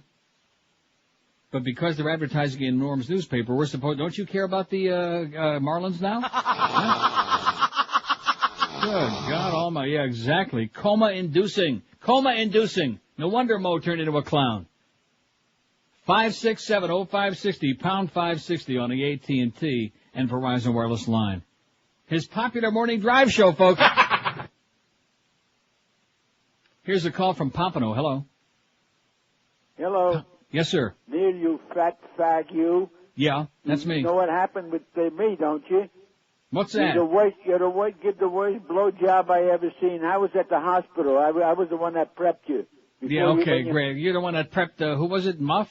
He's the one that prepped Muff's. Rectum. 567-0560, pound 560 on the AT&T and Verizon wireless line. Oh. Here's a call from Green Acres. Hello. Hey, what's up, Neil? Yes, sir. How you doing? Okay. Hey, I don't have any movies to talk about, man. I got a book I want to talk about, though. Yeah. It's called Jarhead. It's a Marine.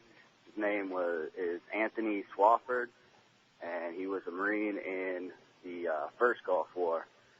And it's like, I don't know, it's kind of a contrast to what you see on MSNBC with the Wall of Fame and, the honor and all that stuff. And, like, it's just, he just gives a real good insight into, like, what it's really like for the people on the ground. It talks about a couple times that he pisses his pants. He talks about getting into fights and stuff like that. I just think it's a really good book, and just wanted to tell you about it. What's the name of it again? Jarhead. Yep. By Anthony Swafford. Okay. All right, man. Got it down. I'm done. Thanks, Pally. You're done. 567-0560, pound 560 on the AT&T and Verizon wireless line. Hearing from a lot of people today that got turned down at the gay days in Orlando this weekend. You notice we got a run on those? No. Got turned away for being a little bit too. Here's Gay. Miami. Hello. Hey, Neil. Yes, sir. I was just wondering if you got a chance to watch another movie called Equilibrium. It's with the same actor from American Psycho. What is it called? Equilibrium. No. It's a new release. It came out a couple of weeks ago. If you get a chance, go ahead and rent it. It's a pretty good movie. About after World War III, mankind tries to control human emotions. They take some type of a drug that would control all human emotions. Therefore, everybody's pretty much like a robot. And some cop, which is the guy from American Psycho, stops taking a drug and tries to free mankind. Kind of like a Matrix kind of thing, but not so sci-fi, if you know what I mean. If you Mhm. get a chance, just go ahead and rent it. I think it's a pretty cool movie. Okay, thanks. All right. See ya. 567, we're movie intensive again today, basically lack of anything else. You notice even on the bedtime stories today, a very small number, Beaner Boy? He noticed. Yeah, I do. And probably was well relieved to see that. Well, sometime on the weekend I get highly motivated. There was so much good stuff, especially Saturday. Saturday I fax him all of these really great stories and I'm waiting breathlessly. I keep checking every couple hours to see when they're going to go up there on the website and I keep checking and it's all of Friday's crap is still on there. Would have called you, but I didn't know if you'd know. Like if you actually check, you might have told me. Yeah, who cares? What does that mean? Who cares? Why would I send them to you if I didn't care? I mean, does that make any sense? No, I know you care, but why would I didn't know if you would have checked why would I waste hours and hours, at least maybe 15 minutes hours of my time, scouring every website in the history of mankind, trying to find interesting and provocative and worthwhile crap for our very, very worthwhile website if I didn't care? No, but if you'd already read it once. I'm glad you didn't call, though. It's good. Don't call me. No, I don't want to be called. You know, unless it's like something really earth-shaking. Don't call me, anybody, please. Okay, I love having the sound of that phone not ringing.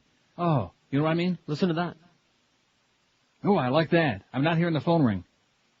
567-0560, pound 560 on the AT&T and Verizon Wireless line. A very spastic, very weak Monday here this morning. Maybe this was the week that they all officially started bailing out, you think? Yeah, their car, their yard. Remember, it was raining. Oh, and also, speaking of technical stuff, whatever happened after Friday? Are we streaming again or not? We haven't had any complaints, so we can only assume. Are we back up streaming on our website or not, folks? We need to find out. Now, let me see. Let me see if Lynn has emailed me yet, because she absolutely would be right there on top of things. Let's see. Here's a message in my inbox. It says, took a long time to load in, but worth... she's talking about the... Thanks, Lynn. No reply needed. She's talking about the Mozone picture. And she wouldn't have known about it if she wasn't listening. Got it? We're streaming again, folks. Oh! We're back on. Well worth the wait. Now, where did that come from? One of our listeners. And the same one who designed that cover that I'm sure is going to be the cover of our Vesta CD? Different person. I thought didn't he just say before it was the same person? No, what I had said, I thought that might have been confusing. It's the same guy that did the Dancing on the Grave thing is the same guy that's doing all the other covers. But not the same guy that did the Bozo. Well, thanks to both of them, okay, and especially whoever did the Bozo thing. The Mozo was spectacular. That would be People Albert. are swooning all over South Florida from it. 27 past noon at QA, and by now you've been hearing us talk about Laminates R Us and how laminate wood flooring from Laminates R Us is the easy, low-maintenance alternative to natural wood flooring. Laminates R Us is the best place to find laminated wood flooring from all the top names, Peridor, Pergo, Wilson Art, Uniflora, and Quickstep. They've got all the top names in the universe installed by Pergo certified installers. Here's another reason why you ought to call Laminates R Us. Their prices will absolutely floor you. Right now you can get their summer special for just $1,995. You heard it right. Just $1,995 for up to 380 square feet of beautiful laminate wood flooring. It is absolutely unbelievable. It is. And Laminates R Us will match any legitimate written offer, too. For a free in-home estimate, call Laminates R Us, toll-free from anywhere, 1-877-777-3336. What could be easier? Free carpet disposal, free furniture moving, a 25-year warranty, and years of beautiful Easy Care laminate wood flooring waiting for you. Call Laminates R Us today, toll-free, 1-877-777-3336. We're Sports Radio 560, QAM. From our good friends at Monkeypox Travel. Aspen, Colorado. That's the place to go if you like skiing. Imagine for a moment you're on the slope. You put your knees together, bend slightly forwards, and then you grab your pole while you put the other hand on the edge of the table. This is unacceptable. Who wrote this? I think it was Nah, not Mr. Zip Code. I know who's responsible for this sabotage. This is the handiwork of that faggot Jew Poof and that trained guava-loving monkey of his. Well, the joke's on them. Why, I'll have you know, I got connections in New York.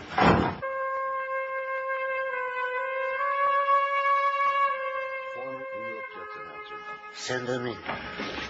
He'll see you now. Thanks. Get out of my way. Godfather, what do you know? What do you say? Mo, my most recalcitrant friend, what can I do for you on the day of my daughter's abortion? I'm here to demand that you grant me a favor. I want to sanction a hit on Neil Rogers. What have I done to be treated with such disrespect? Oh, Godfather, I'm at the end of my rope. Every day they got me raped, using my name in vain, and just making fun of my veins. I said, I'm weak and I'm old. You can act like a lad. Hey, you know who I am? You're a man who deserves respect. So here's a ticket to Vegas. Vegas? Who needs Vegas? Get me freedom. I already live in paradise. Pop, you don't talk to a man like Mo Howard like that. I want you to take care of our friend, Mr. Mo, over here. Sure, Pop. Okay, take your pants off, fella. Let me show you a good time. Get your hands off me, you big dummy. I ain't dumb. Not dumb, you're stupid. Yeah, but not like they say. Give me a hand here, will you, Luca? Hey, I'm out of this drink. shove a towel in his mouth and keep him quiet, okay? That's better. Now shut up and take the Jenko plunge.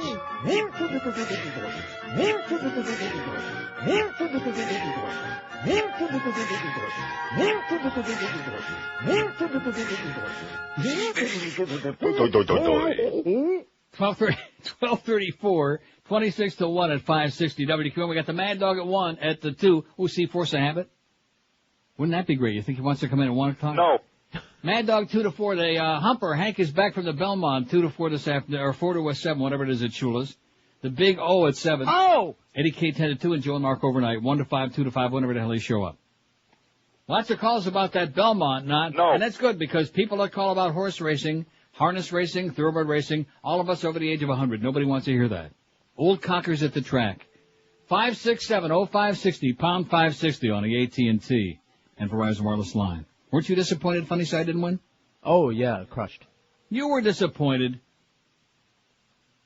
It would have been fun to have a hero, to have something, huh? To have a little something good, even if it's a hoss. It's not my horse. Well, who gives a crap, okay? So you're not going to make all of that money that he would have made. Plus, he doesn't have any balls anyway. Here's Boynton Beach. Hello. I was sad that he lost.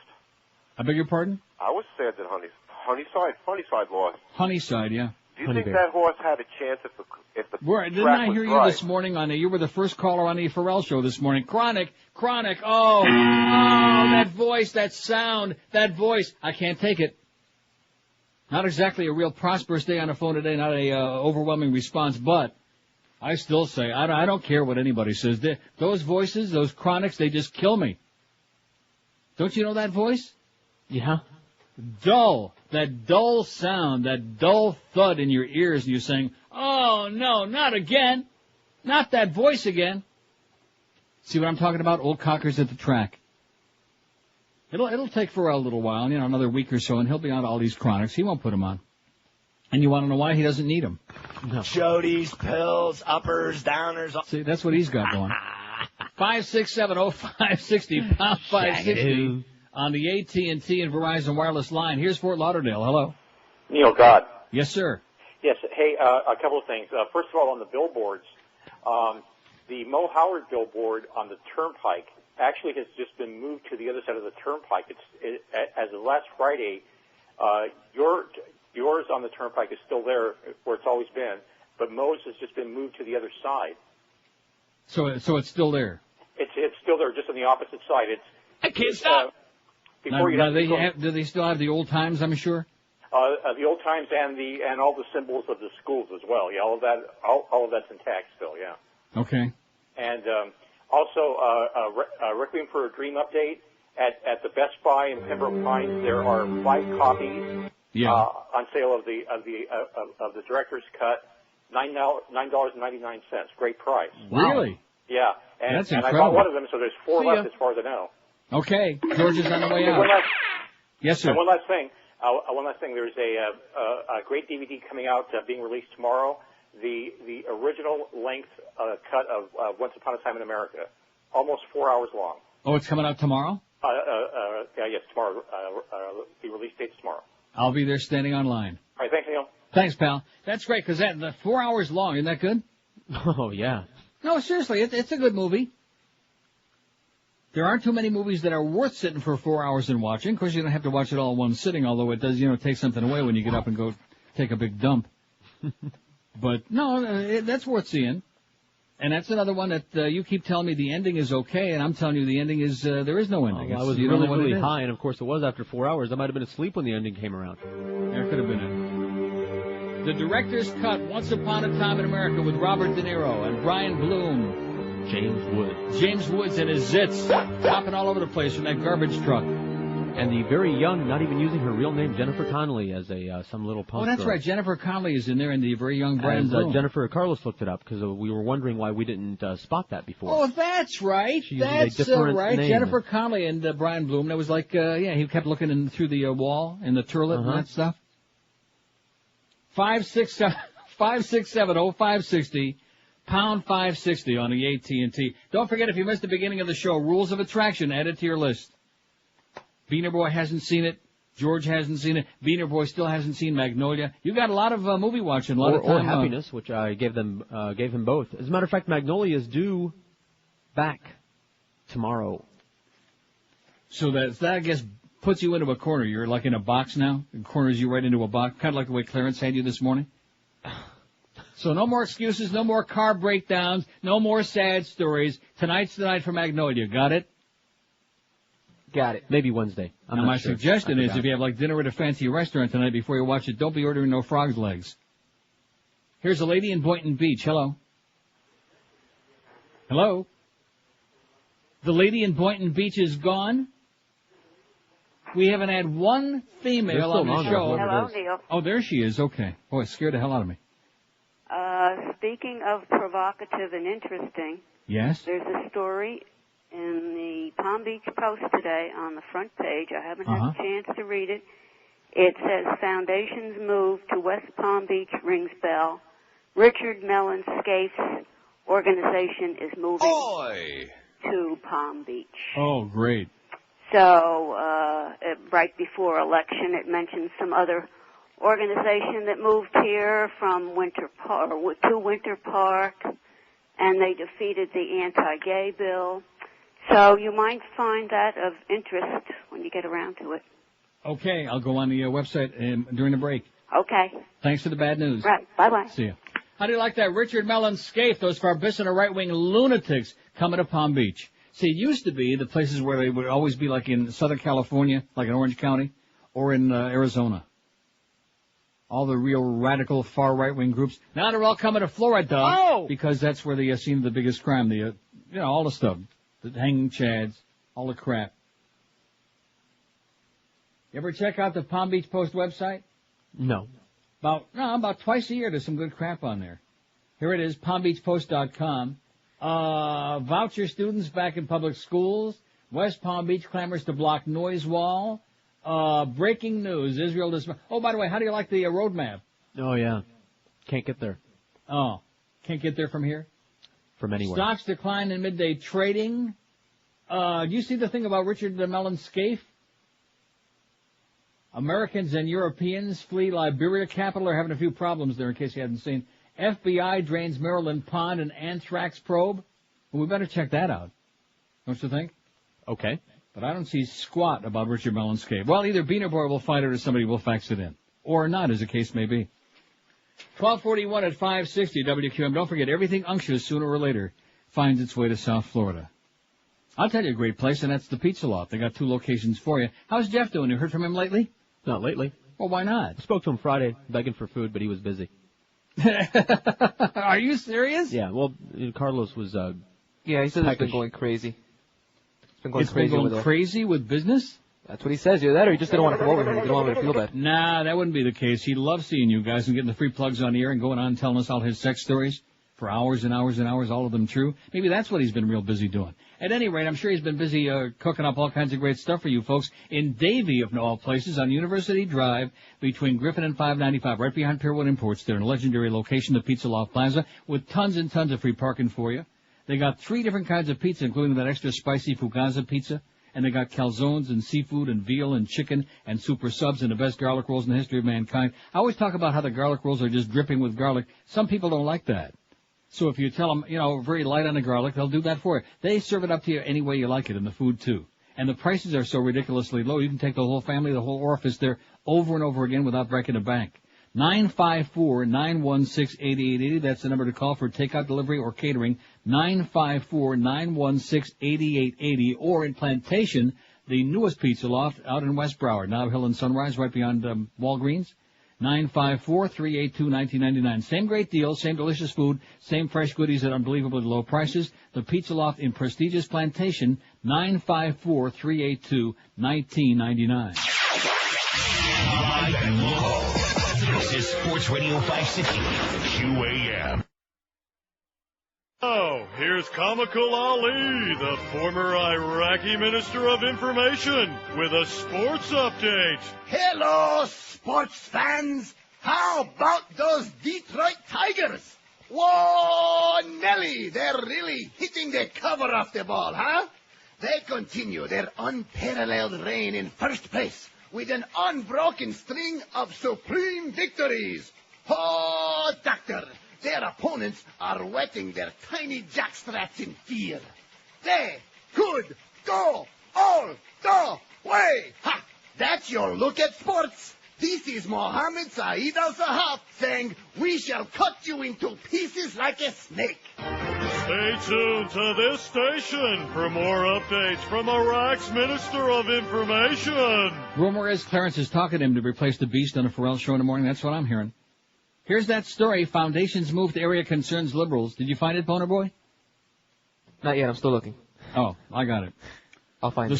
The so-called vast right-wing conspiracy has touched down in Palm Beach County. The Scaife Family Foundation moved its home office here last month to West Palm Beach to continue its mission of strengthening families and promoting animal welfare. All right.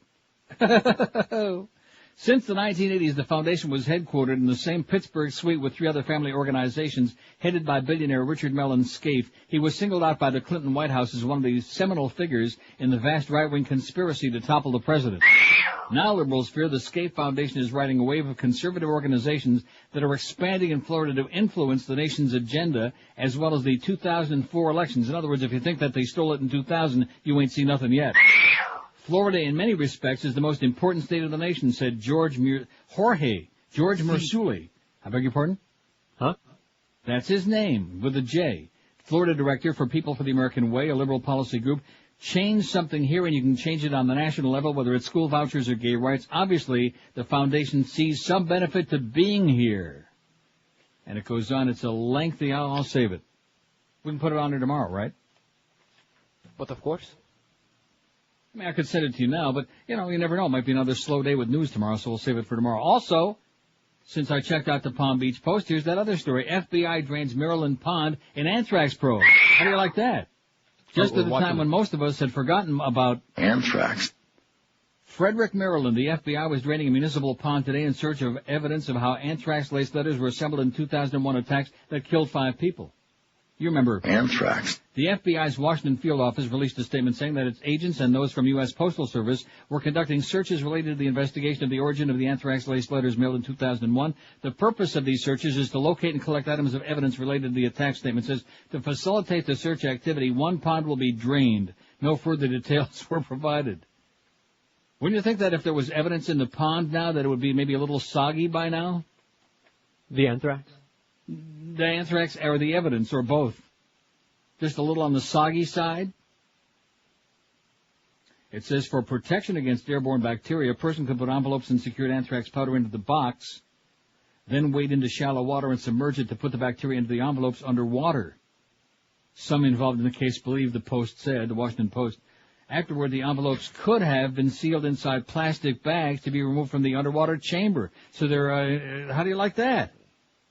Some investigators said the water theory is the result of the FBI's interest in Stephen Hatfield, that physician and bioterrorism expert who formerly worked as researcher at the U.S. Army Medical Research Institute of Infectious Diseases at Fort Detrick in Frederick. That facility is the primary custodian of the strain of anthrax found in the envelope sent to the victims. Attorney General John I Am a Fascist Ashcroft has described Hatfield as a person of interest in the investigation, and yada yada. They're still on his ass. How do you like that? So they're draining it. They're draining it and they're straining it. Now let's see, that was fall of 2001. And here it's almost the summer of 2003. Got it? No. Got the perpetrator? How about Osama? We got him? No. How about Saddam? We find... No. Oh, did you see that they were looking for DNA evidence in that house, in the rubbles of the house, that they already admitted it was the wrong house? It was next door to where he had been seen? No, it wasn't the wrong house. Where all those innocent people died? No DNA? No. Oh, what a surprise. There are no innocent Iraqis. As a matter of fact, what they said was they found as much Saddam DNA in that house as they have found weapons of mass destruction so far. And I could just hear Remus singing, zippity-doo-dah, could hear him singing it. 567, we got 8 million open lines here today. It's been a real struggle, boys and girls. It's been a real battle. A battle against the world. 567-0560, pound 560 on the AT&T and Verizon Wireless line. Here's Miami. Hello. Miami. Probably gone. Probably on the old Hershey Highway right now. Now, wait a minute. Is there something happening on this phone now? You never picked up a line. Well, I'm hitting it, and it's not working now. Hit it again. I'm hitting 6. Nothing is happening on my line. Oh, don't tell me. This can't be happening to me again. Yeah. Please tell me this ain't happening to me. Uh-oh. No, I'm hitting lines, and nothing is happening. How do you like that? I'm doing lines. What are you making guttural sounds? There's nothing happening on my thing. That's all I can think to do right now. Zippity-doo-dah, like I just said. I think that describes how many calls we're going to be taking. Why don't you try punching up line 6? See what happens. I got it. Hello? Hello? Hello? Neil? Yes, I am. Hi, Neil. Hey, that last little chronic from the track might as well have been from Brighton Beach, not from Boynton Beach. Uh-huh. Maybe he was Seymour. It could have been Seymour calling from the other side. Yeah, we never found out what happened to Seymour. Maybe he's still at the track. Yeah. Yeah. Neil, one more thing. Once they whack Mo, wouldn't it be cool if his life kind of spiraled out of control? Okay, see, this thing ain't working. Now, did I cut it off or did you? Me. Oh. 567-0560, but how are we going to do this the rest of the show? Why did all of a sudden we have this disconnect? Let me try one thing, okay? All right, try one thing. Okay, one moment, please.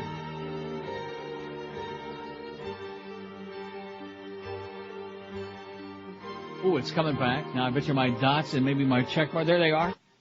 Should I try it? Yeah. All the names on the left side of the cities have vanished, but that's okay. They're all the same. QAM, hello. Boca. Hello, Neil. I'm a lady in Boca, and you're a bastard. Okay, thanks.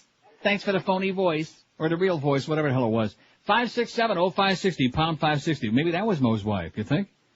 Uh-huh. What are you laughing about? She was calling from Boca. Yeah. And she said I'm a bastard, and there are no other women in Boca who think I'm a bastard, except maybe Mo's wife. Which part of Boca? Maybe she was in North Boca. Maybe she was in that place that Ferrall was talking about. Now, are you going to start that again? Oh, we had a great Josh Friedman story that we forgot to talk about today. That's right. You know, there's a lot of Josh Friedman stories involving violence when you add them all up. Yeah. Like this one. Josh Friedman had a little run-in with somebody from the Marlins because Josh Friedman has been canned from QAM. His contract not renewed, which means bye-bye. And so I guess they originally told him he could keep his credentials from the Marlins game. Correct me if I'm getting this story wrong, because you told me. One of the Monkeypox in upper-level management. Right. And then I guess for whatever reason, maybe because of the smell, they decided they didn't want him in. Huh? Steve, do we want to say his name? No. Okay. So there was a run-in with one of the muckety-mucks from the Marlins who said, no, we've changed our mind. You can't have your credentials. You can't come out here. You no longer work for QAM, and you can't come in here free anymore. And so they wanted his credentials back. And according to the story, he didn't want to give the credentials back. He had the thing around his neck, with a chain, the whole deal. Right. And got into kind of a scuffle with the guy from the organization who tried to yank the thing from around his neck when he refused to turn the credentials back over. And they had like a little bit of a scuffle. And the rumor is that Josh farted on him, and we never saw that guy no more. He sat on him, is that it? He schmat on him? Something. Maybe all of the above. I don't think you'll be seeing that guy no more. See, now, how come are these not going to show up on the left side of If you reset, names? you're not going to get them unless he actually hangs up and re-enters. Oh, don't do that. Yeah. Pembroke Pines. Like I said, here's Pembroke Pines. Hello. Neil, how you doing? Pretty good. On your recommendation, I saw Requiem yesterday. And? Awesome. That movie was phenomenal. The cinematography was so unique. It reminded me of another movie I saw recently, and it was what was Pi. same director, Aronofsky. Yeah. That's On probably both why. of them. That's probably why I reminded you of it. Yeah, that's probably a good idea. Only this was much better than Pie. Yeah, it was. This was like, riveting Although I do stuff. like Punky Pie. Definitely. Strawberry. It's in the top 5, you're right. Okay. I'll be listening more Glad for you more enjoyed Red. it, Pally. Thanks. He enjoyed it. Requiem for a Dream. See, you know what the problem is? Our taste is too good. That's the problem. Mm-hmm. No, I'm serious. That's why you come up with these esoteric movies like Memento and this one and some of the other ones. And people are saying, oh, well, gee, that was so ponderous and it was so boring and didn't have like a whole bunch of great special effects. You Where's know? the explosion? Yeah, a whole bunch of explosions and car crashes and fun crap like that. Live and local. We're Sports Radio 560 QAM. Don't you just hate people that use snappy openers for their show segments? Like that 1 to 2 hour. Yes. Award-winning dramas, movies on continuous loop. And now, coming next month, HBO presents an all-new musical version of the HBO prison drama, Oz, starring Christopher Lowell. Somewhere over my brown hole is a big black guy. Oh, that's where I want him to aim his wonder wine with one eye. Harvey Firestein. I'd wear latex or leather, saran wrap or a sweater, moisturized with Bengay. Have my number, use a whip that hit the anywhere he wished if I was only into pain. And the entire Ossining population. You go the jizzle in the wonderful prison of Oz. Yes, it's the wonderful Prison of Oz, the musical. Next month on HBO. And now for Prisoner of Love. 102 at 560 WQM. It's our big 1 to 2 hour. It's gigantic. It's flaming. We're famous. Win, one of our regular faxers, says another good site for movie reviews is RottenTomatoes.com. Familiar with that? Nope. Yeah, it's not bad. Not as good as IMDb, but it's not bad. I like IMDb. In fact, I'm going to read the whole list of the top 250 movies as selected by. Well, it'd be better. We only got one call on the board, and that probably is going to be real quick. Here's Miami. Hello.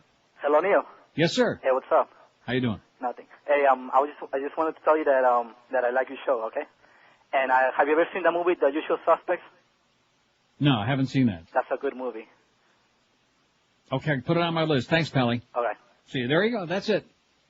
That's it. So I think I'll read the list, and we'll just play some music in the back. What do you think? Okay. Or I can get the Toronto phone book in the other room. Or I can read this fax, the rest of the fax from Win, who says, I heard Rimmer on 940 this morning talking about tonight's hockey game. The host asked him who his money was on. He said he was keeping his wallet in his pocket. What a surprise. They were getting ready to hang up on him when he said, if you want to talk about the game tomorrow, give me a call. He must be lonely. Better them than some others I know of. You know what I mean? I heard Mo had JD on John Davidson this morning. That was good. Although it just bugs me the fact that Mo pretends he knows something about. He wouldn't know Martin Brodeur from Dean Martin. You know what I'm saying? No. Well, no, you wouldn't either. Well, in other words, he knows about as much about hockey as you do, except he's got a few names on a piece of paper somewhere. I see. That's what really bugs me. Hey, I've been to a couple games. That, as a matter of fact, so that's 1 2/3 more games than he's been to. After they invited him to come to one game when he first brought his ugly toupee and ass to town, and he showed up with his wife, and they sat down there by the glass in the front, and they stayed for a few minutes and left. Maybe a period, I guess. Put in a grand appearance, one of those deals. But why should he be different from most of the other sports guys we got on the station, right? Yes. That's right. But I'll say it again, women's softball beat the hockey in a rating, so, who the hell can they blame? 567-0560, pound 560 on the AT&T and Verizon wireless line. Here's a call from Weston. Hello. Hey, Neil. Yes, sir. Have you ever seen Once Upon a Time in America with James Wood and De Niro? Yes, we were just talking about it only a moment ago. I'm sorry, I missed That's it. okay. Yeah, the DVD comes out tomorrow, the Tomorrow, director's yeah. cut. It lasts about 20 hours. Why wasn't it ever shown in the full version in the United States? Do you know? Too long. Too long. It was 3.5 hours. Okay. Have you read any reviews on it? It's supposed to be pretty good, or? Yeah, I've seen it. I've seen it several times. It's very good. Oh, it is good. It's very good, but you better, get ready to take a nap in the middle. Okay, Okay, thanks. Okay, yeah, it's excellent. Although there's some people who wouldn't like it because, again, it's one of those that's all over the place, and there's a lot of flashbacks, and then the ending is bizarre. Now, I guess when you got the director's cut, I sure hope it doesn't. Don't watch that stuff. Don't watch when they interview him. Okay. Although I guess most people will want to see what he says. Is he going to say it was an opium trip and none of this ever really happened in the first place, and it was all in Robert De Niro's mind? Because if he says that at that point, that's when you want to blow his brains out. And you say you wasted 4 hours of my time for an opium trip, and this isn't like a real story? Which, first of all, it's a movie anyway, so what difference does it make if it's a real story or not, right? I want a real story, goddammit. See, there are people, those people bug me, people that want to nitpick, people that want to, pick it apart. I watch it for enjoyment. If I like it, I enjoy it, great. I don't have to analyze, I don't have to go, well, what did he have in mind when he did this? I'm not interested in that. I'm not a pseudo-intellectual, I'm just an old fat slob, and proud of it. 5670560. Boy, oh boy, this has been a battle today, hasn't it? Yeah. Been a battle just to keep our heads above water. Because there isn't a goddamn thing. We got the Hillary book. Nobody cares about it. Somebody will go out and buy it. I'll guarantee you plenty of people listening to me right now, they'll go out and waste a lot of money on it. They won't learn a damn thing. Other than that she was shocked and dismayed when he told her about Monica. Is there anybody with an IQ larger than their thumb who believes that? No. This is a guy that's been whoring around on her for as long as we can remember, and she was shocked and dismayed that he was getting blowjobs from Monica? That he was screwing around on the side? On the Ice Princess? If you, God forbid, were married to that, would you be screwing around on the side? Either way. Asking the wrong guy. Hey, Beaner Boy, if you were married to an Ice Princess like Hillary... Would I let Clarence come in here and harass me like that? Yeah, I think the answer is yeah, he would. And tickle your prostate, put you in the prostrate position. That always helps. Here's Hollywood. Hello. Hello, Neil. Yes, sir. Neil, it's raining outside again. I just went by your station. It's raining. Heavy? Listen, a movie with Richard Heavy Dreyfuss. duty. Hello? I'm here. Yeah, Richard Dreyfuss, a horse Hate him. racing movie. Can you help me with that name of that movie? What do you mean by that?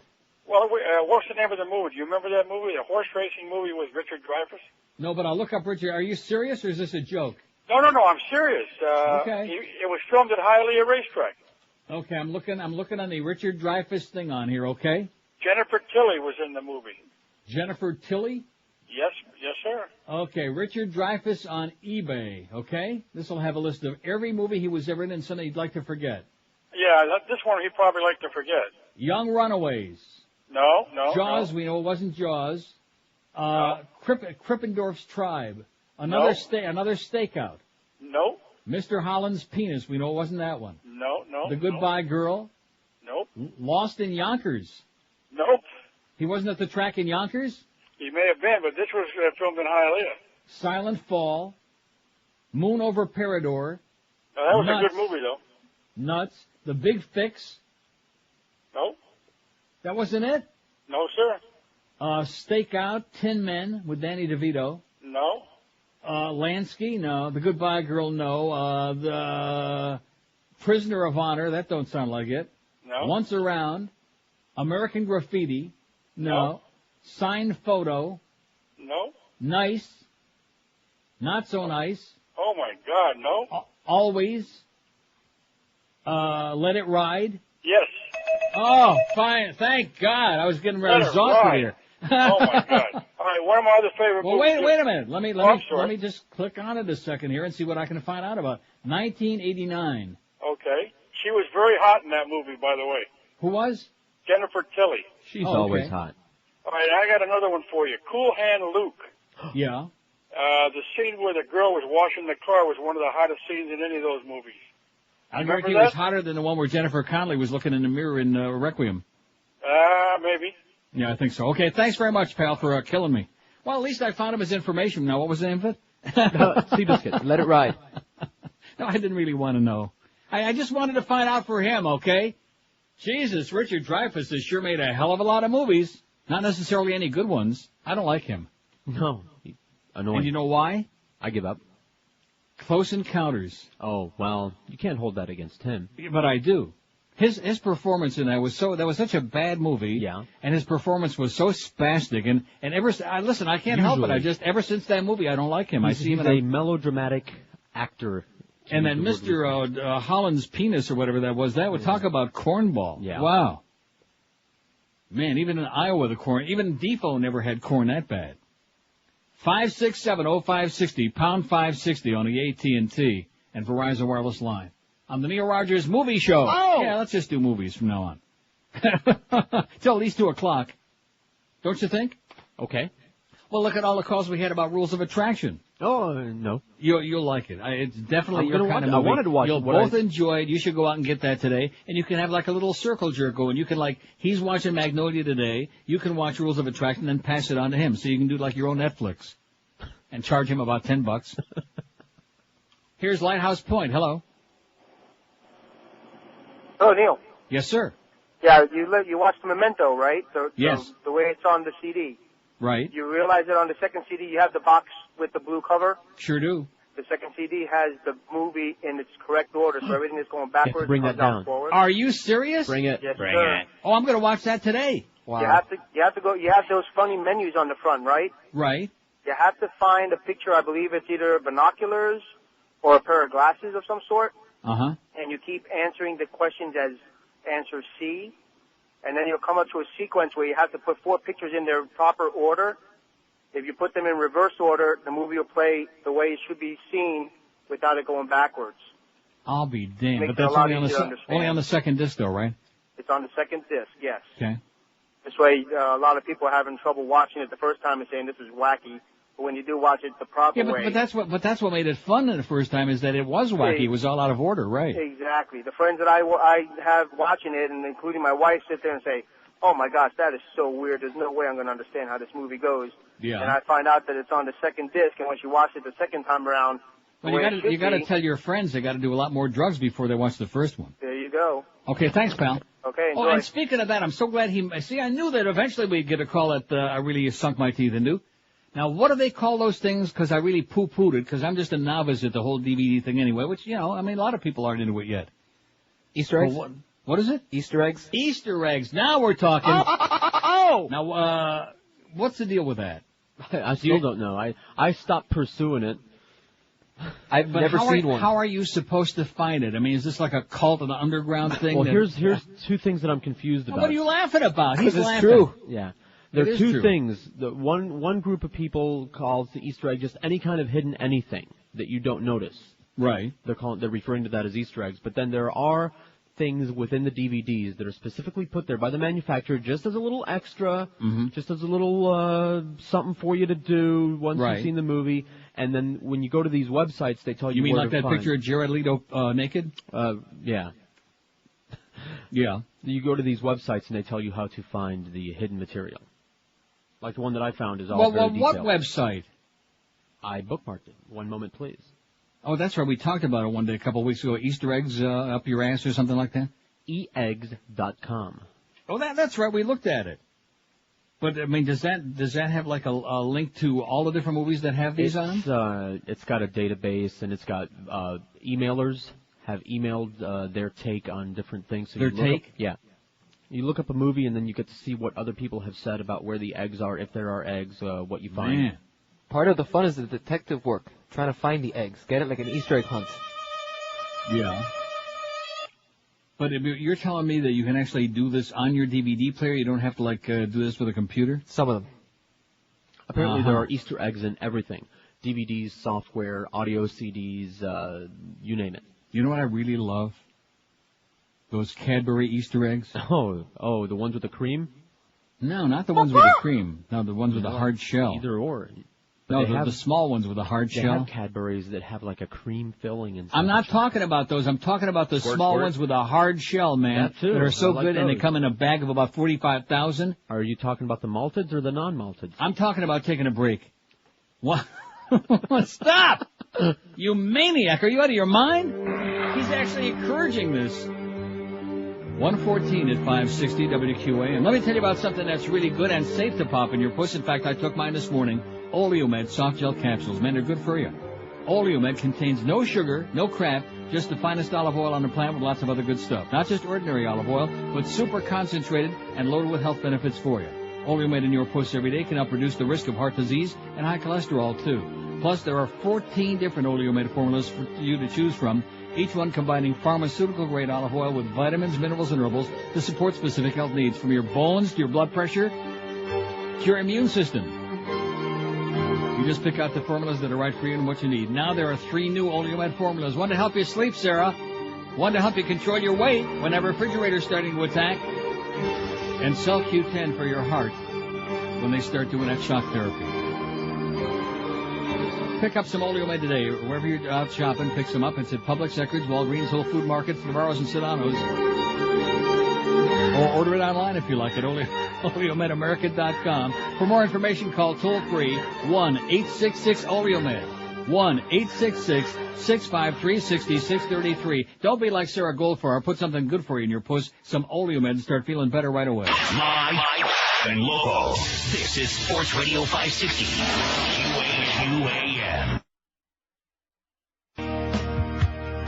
Yes.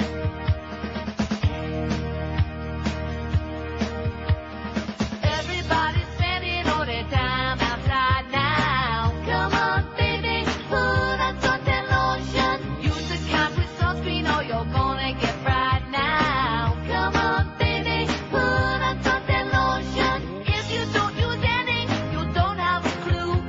They'll need dental records to identify you. Come on, put on something lotion with me. You gotta cover yourself now. Come on, baby. Your neck, your back, all the way to your butt crack. Rub it on your chest in a circular motion. Come on, baby, put on something lotion. You have to reapply it if you swim in the ocean. Come on, baby, put on something lotion. You better get the kind with the highest pH, or the sun is gonna cook you like the Iron Chef. So come on, put on something lotion with me. So I go to the Easter eggs archive, and for some strange reason, this page won't print. Boner Boy. I've tried 3 different ways of printing this page. It will not print out. I'll have to go to it and see. Huh? We'll Anyway, have to so check you it go out. to, for example, it's got a whole list of the different DVDs. Memento. And the one that he was just talking about, chronological order in limited edition. And it tells you, insert this 2 from limited edition set, and then select the clock. Select answer C 5 times. The actual answers have nothing to do with the navigation. When you reach the question where you put the pictures in order of the woman fixing her tire, put them in reverse order. 3, 4, 1, 2. What? Rather, Oh, my well, see, God. so I'm trying to like print this out so I can take this. See what I'm saying? Right. I guess I can write it out, but I'm lazy. Writing? Who does that anymore? Exactly. So there you go. There's just one example, because the Memento's got 4 Easter eggs that they know of. Wow.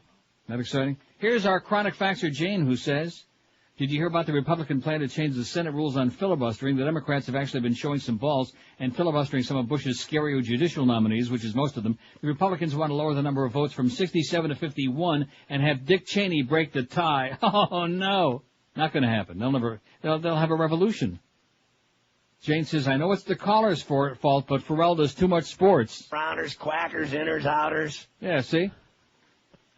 That's a sport. They love Ferrall, man. Ferrall is kicking ass with this audience. Over 40% want him on 6 to 10. He's only been on like a week and 1 day. A week and 1 day, and already they're in love with Ferrall, okay? Now, I don't know if that's as much of the pro-Ferrall part of it as that, and part of it is the anti-Mo thing, you know? Uh-huh. That could be part of it. Oh, what's this thing doing up here? Oh, no. God, this thing is doing some strange things today, this screen, you know, on the telos. Yeah. And again, oh, I see what that was. That had to do with my printer. Now, why would that show up on there? What the hell would that have to do with my printer on that screen? It's not connected to my computer. I don't get it. So you think. Huh? Yeah, exactly. Oh, what a disaster. Here's a call from Marco Island. Hello. Hey, Neil. Yes. I have something for your listeners that maybe you could take a poll. You know Howard Stern? Yeah. Yeah. I'd like to hear both of you on the radio talking to one another. He's a For big what? Republican. You're a big Democrat. I think it would be a very interesting show. He's not going to do that, a few and minutes. neither would I. You wouldn't do it? First of all, why would I debate him on politics? I mean, Howard's a clown. He should keep his nose out of politics. He knows nothing about it. Well, I just find it, I think it would be pretty good. Not going to happen. All right. Have a great day. You too. 567-0560, pound 560 on the AT&T and Verizon wireless line.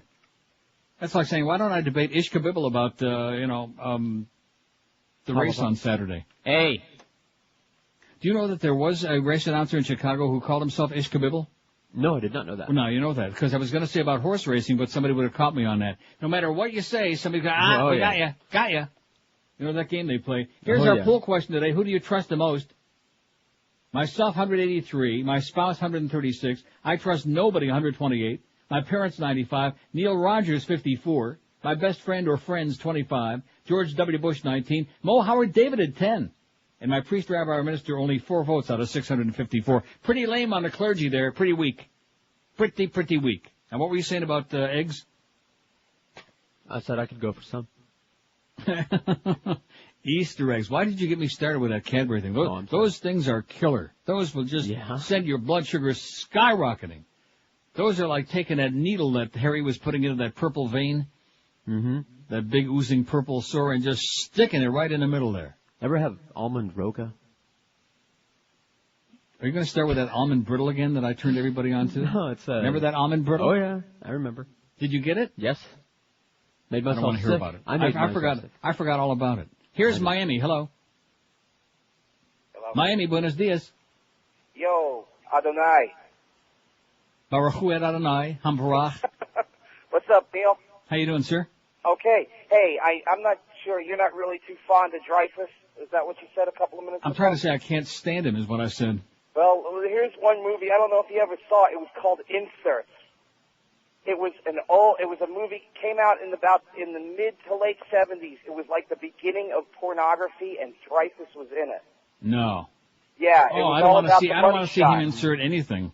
Yeah, really. I don't think he's got anything big enough. But yeah, it was all about getting that money shot. It took place in the 20s or the 30s when pornography was just getting started. Well, what do you mean in the 20s or 30s? Not just getting started. It took place in the 20s or the 30s, 1920s, you know. And it was all about getting the money I see what shot. you're saying. In other words, it was supposed to take place in the 20s or 30s. Yes, I apologize. Yeah, but it was a strange movie. It was all about early time porno stars. And in fact, when I think of Richard Dreyfuss, I do think of Ron Jeremy very, very close thereafter. I don't think of Ron Jeremy when I think of Dreyfuss. I think of Schmucks when I think of Dreyfuss. But it was a movie that I saw. You know, I thought maybe. Okay, thanks. We'll check that out. So who's in Usual Suspects? The Usual Suspects? Yeah, it's good. Besides Kevin Spacey, it's got Benicio del Toro. And that Benicio del Toro sure gets around, you know? Yeah, he does. It's good. What was that other one I just had in here? Shooting Guns, Shooting Blanks, something like that? Way of the Gun? That was the one. Haven't watched that yet. Now, is that a Western? No, it's in modern times. Thank God. Don't ever recommend to me a Western because that'll be the end of our association at that point. At that point, I'm going to come down there and tell and put Clarence right on your ass. By the way, speaking about ass, you're falling behind. What do you mean? George keeps feeding me like 5 movies every day for his movie list. You got to catch up. So if you'll notice, if you go to the movies page, we're leaving you behind. I'm falling into behind. Yeah, you got to do some. By the way, don't forget to go to our website today and check out the new Mozone. What? I'm telling you, that's the name of it. The Mozone. I love it. The Mozone layer's getting thicker by the minute. Okay, here's the movie recommendations. Well, I don't know how many we can put on there. As many as we want. Yeah. Did you put Drugstore Cowboy on mine? I believe so. I can't even keep track of this thing. Latest editions, Rules of Attraction, Glengarry Glen Ross, Godfather? No, you don't have that on there. Drugstore Cowboy, yeah, it's on the bottom part Oh, of the there list. it is, like there under Clockwork Orange. Well, let me work on it, okay? I don't want to do this like, and what you want to do is catch me off guard here, and I'll put some piece of crap on there and say, oh, Neil, you see, put some garbage on it. Let me, this is too important for that. Think about it. Can't you tell? Think about I'm it well. thinking about it. I want to do it in a very intellectual way. Let me pop a couple of purples first. 27 after 1 at 560 WQAM. All I can say is, I wish I was dead. homeowners, is there anything worse than going out in the backyard to take a nice dip on a hot summer day? And then you look into the pool and you want to puke your guts out like that guy did in the Rules of Attraction, right on her back. Your pool is stained and dirty, maybe even it has cracks in it like her. Well, your pool doesn't have to be a mess no mo. Call our friends at Atlantic Marcite. Let them straighten it out for you. Make it look amazing. Atlantic Marcite specialize in refinishing pools, bringing them back to life, making them brighter and more colorful than ever before. And right now, Atlantic Marcite is introducing something new and exciting called Atlantic Blue Bright. For over 12 years, Atlantic Marcite's beautified pools with the ever-popular Diamond Bright, and the makers of Diamond Bright have developed Atlantic Blue Bright exclusively for the good people at Atlantic Marcite. Atlantic Blue Bright is going to leave your pool with a richer, more colorful appearance unmatched by anything on the market. In fact, it's going to look so great, your friends and neighbors and enemies will be convinced that you got a brand new pool. Licensed and insured, a real construction company. Don't forget, they use full-time employees, not a bunch of illegal aliens with a pickup truck.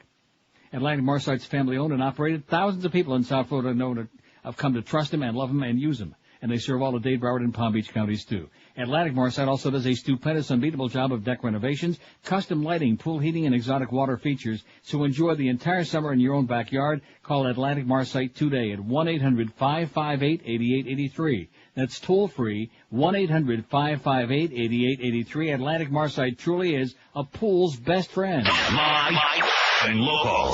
This is Sports Radio 560. QAM. Packer in his pants. Ladies and gentlemen, the Baghdad Karaoke Cafe presents Saddam Hussein. Thank you. I've got the UN by the scrotum. Never really showed 'em. All my poison and my warhead. Now they're cooked. Never looked under my beds. Oh, thank you. I got the factory making anthrax nukes in kiddies' backpacks. There's no way you'll make me dead. Hey, Colin Powell, shoulda looked under the towel on my head. Come on, people, sing along with me because this is unbelievable, huh? I've got the United States going crazy, trying to convince people to attack me, except for Sean Penn, of course, who's on my side.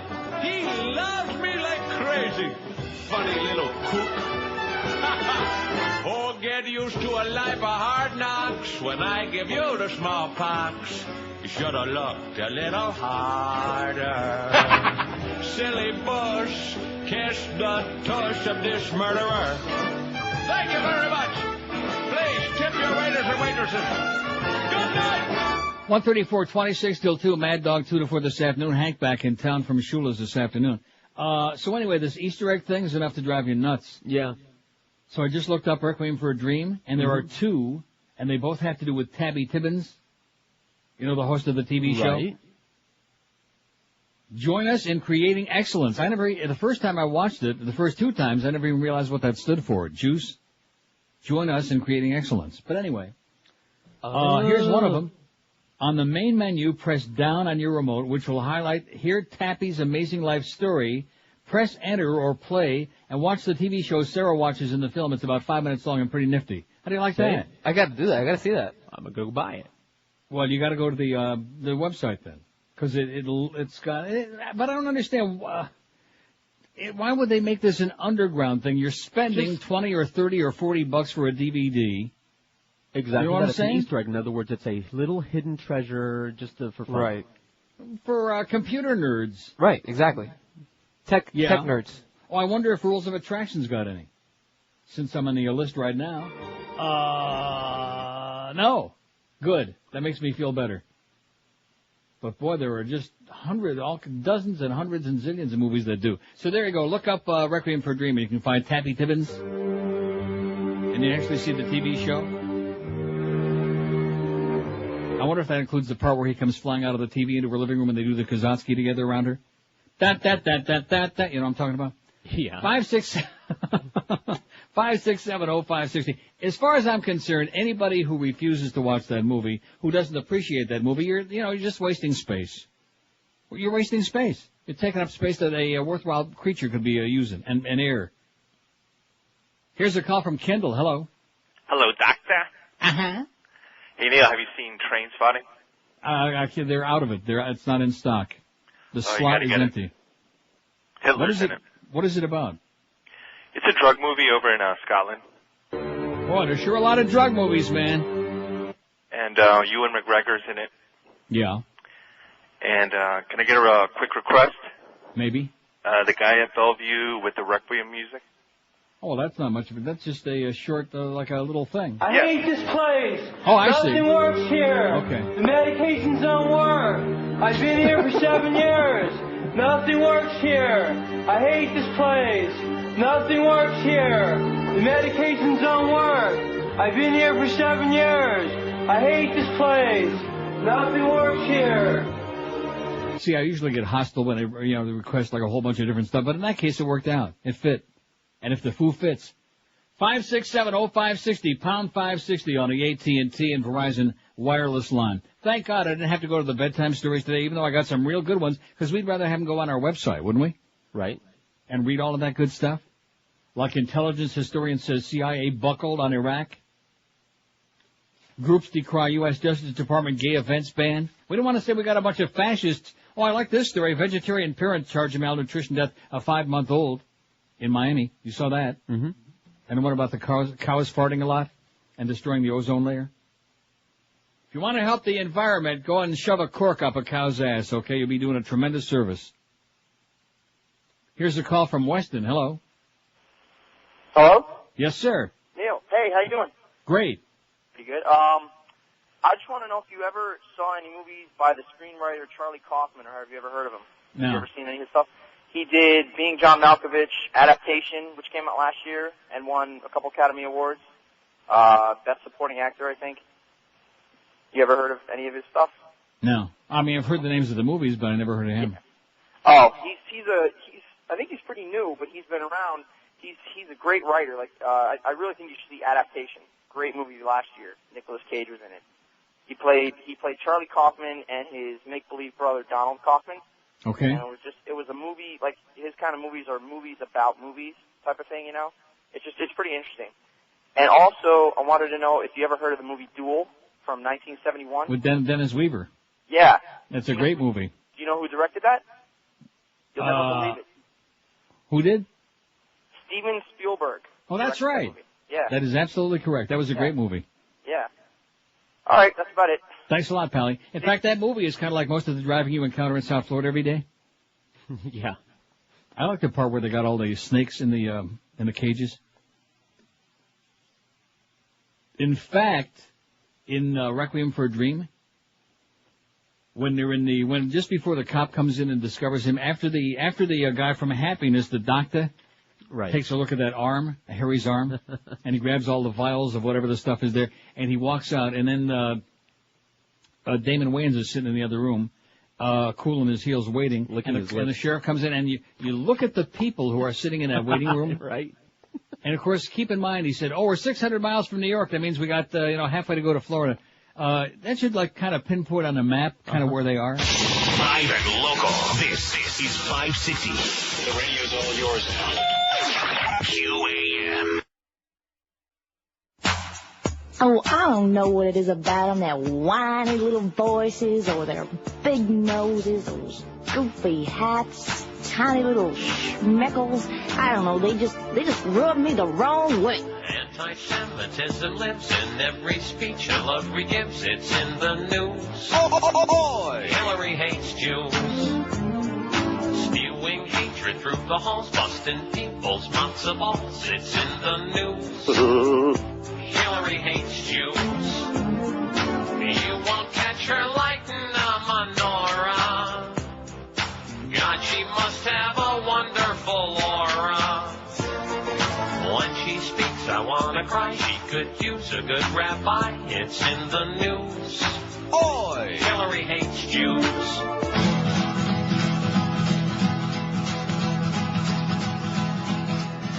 candidate is calm and collected, with the best chance of getting elected. Married 16 years and never cheated. My candidate cannot be defeated. With your help, I know she can win. So vote for Hillary, Hillary, Hillary Clinton. She's got the guts to stand by her man. If she can't do it, no one can. She's blonde and a lawyer too. Just think of all the laws she'll push through. Get out that ballot and write in for Hillary, Hillary, Hillary Clinton. Her mate's a Goldberg, that's true, but he ain't the nuts and that Bush hasn't tried on you. The other candidates are fine on TV, but not half as fine as Hillary. Vote early, vote often for Hillary, Hillary, Hillary Clinton. Think of the great political wives of history who outshine their husbands just like Hillary. Imelda, Cleopatra, and Eva Peron. But next to Hillary Clinton, they're all outshone. Vote early, vote often for Hillary, Hillary, Hillary Clinton. H-I-L-L-A-R-Y. Hillary, Hillary, she's our guy. In the great state of Arkansas, she looks like she got off the set of L.A. Law, and that's totally cool by me. So vote for Hillary, Hillary, Hillary Clinton. All right. Hillary for president and Janet Reno for VP. Can you see that? No. Boy, would the two of them kick some ass or what, huh? 145 at 560. We can also get Donna Shalala back in the cabinet again. You know, Austin Powers, eat your heart out. He thought he was big time with Mini-Me. Well, we got Mini-Mozo on our website. Now, are people really having difficulty in watching the Big Mozo? I don't know. We were having calls at the beginning. I don't know if it's calmed down, but just in case. Because now, in case your computer's having difficulty in deciphering Big Mozo, we got Mini Mozo for those of you having problems with Big Mo. And then, of course, don't forget to scroll beneath that when you see yours truly and Mo, ass to ass. That's a lovely thing. Eat your heart out, Jennifer. Oh, I noticed that there's one thing missing. And not that I want to see it. There is one thing missing in that ass to ass picture. Oh, yeah, I know what it is. Let me give you a clue. Roar! Yeah, let me give you a little clue. Now, I'll leave it up to your artistic abilities. See what I can do. See what you can work out. How about a submarine sandwich? Although I will say this, don't give Clarence no ideas. Here is Lake Worth. Hello. Hello, I just went to the mailbox, and you ever heard of Netflix? Yeah. I got my copy in the mail. I love the old NC-17 rating on Requiem.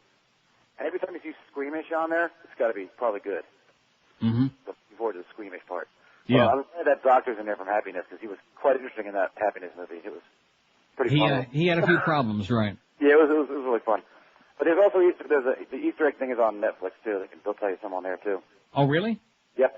If you go on the Netflix, it says Easter egg way bottom on the left. Because you get the feeling it's almost supposed to be like a secret that only the computer nerd types are supposed to know about it. Make more money. How do they make more money? People will buy them just for that, freaks.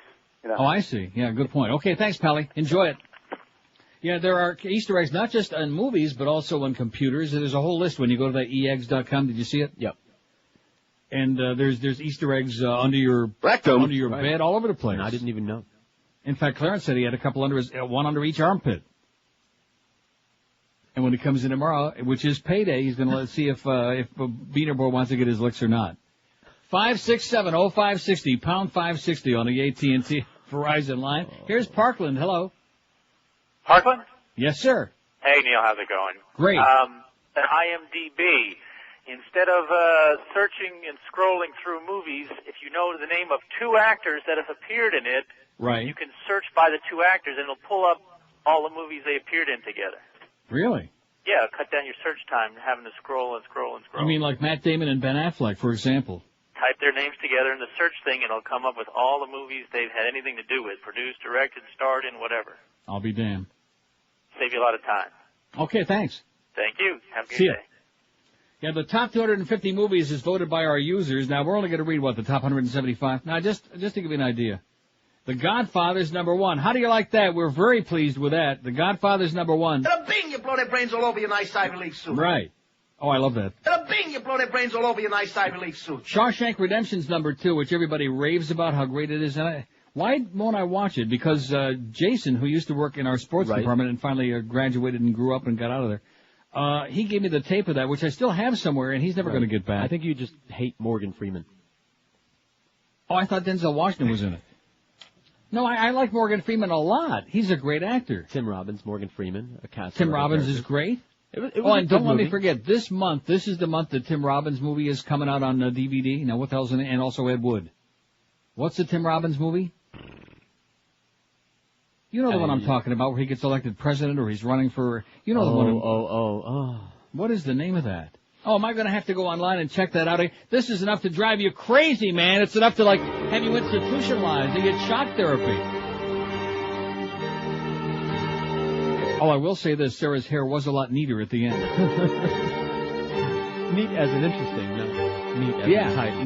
Neat in more ways than one. Tight and white. At least you got rid of that orange. Godfather Part 2 is number 3. So you got 2 Godfathers in the top 3, and I think that's sensational. I think that's excellent. I know it was you, Fredo. You broke my heart. Lord of the Rings, number 4. My heart. Shut up. Lord of the Rings, number 4. Schindler's List 5, another one of those sob story Jew movies. I won't watch that stuff. It's excellent. It's Godfather good. I'm not. Schindler's List is Godfather good. Yes.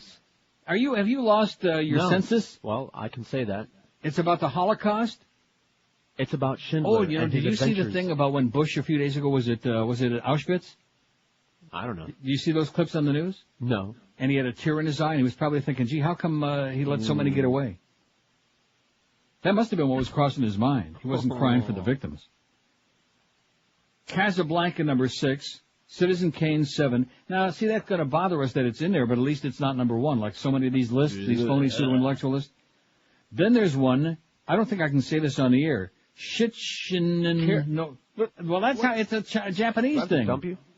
No! Shichinin no Samurai. If you do, you'll clean it up. That's number 8. That's the 8th best movie of all time, according to IMDb. Star Wars, 9. Doctor Strangelove, 10. Cuckoo's Nest, 11. Memento, number 12. And Rear Window, 13. Bob Roberts, I think, is the movie you were thinking of. Thank you very much. But let me write it down to make sure. Bob Roberts and Ed Wood. I knew both of them. Bob Roberts. Isn't it funny that 2 of the movies I'm just dying to get are both like names of guys? Because I saw a little bit of Bob Roberts, just the ass end of it with Tim Robbins. And Susan Sarandon also is in it, isn't she? Checking. Back when they were having the big flap about that.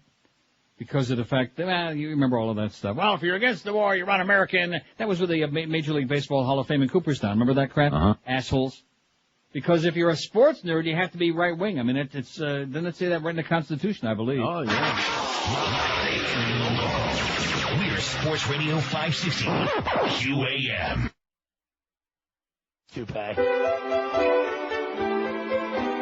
They just increased us to high alert status. Hope no one blows up my brand new Dodge Stratus. I've been a wreck since they gave us the news. Popping Valium with a big glass of booze.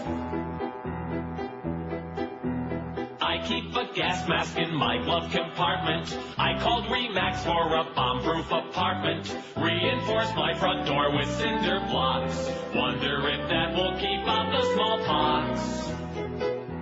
Checking my mail for that deadly white powder. Stocking my cupboards with Campbell's clam chowder. Living on orange alert sure ain't no fun. I think the terrorists already won.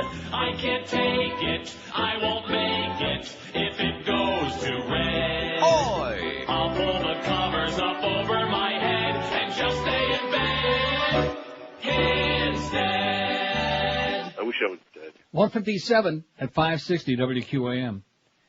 Got a lot of votes on the poll. It's a very weak poll question today, but what can I tell you? 741 votes. Who do you trust the most? Myself, 212. I trust nobody, 149. My spouse, 148. My parents, 108.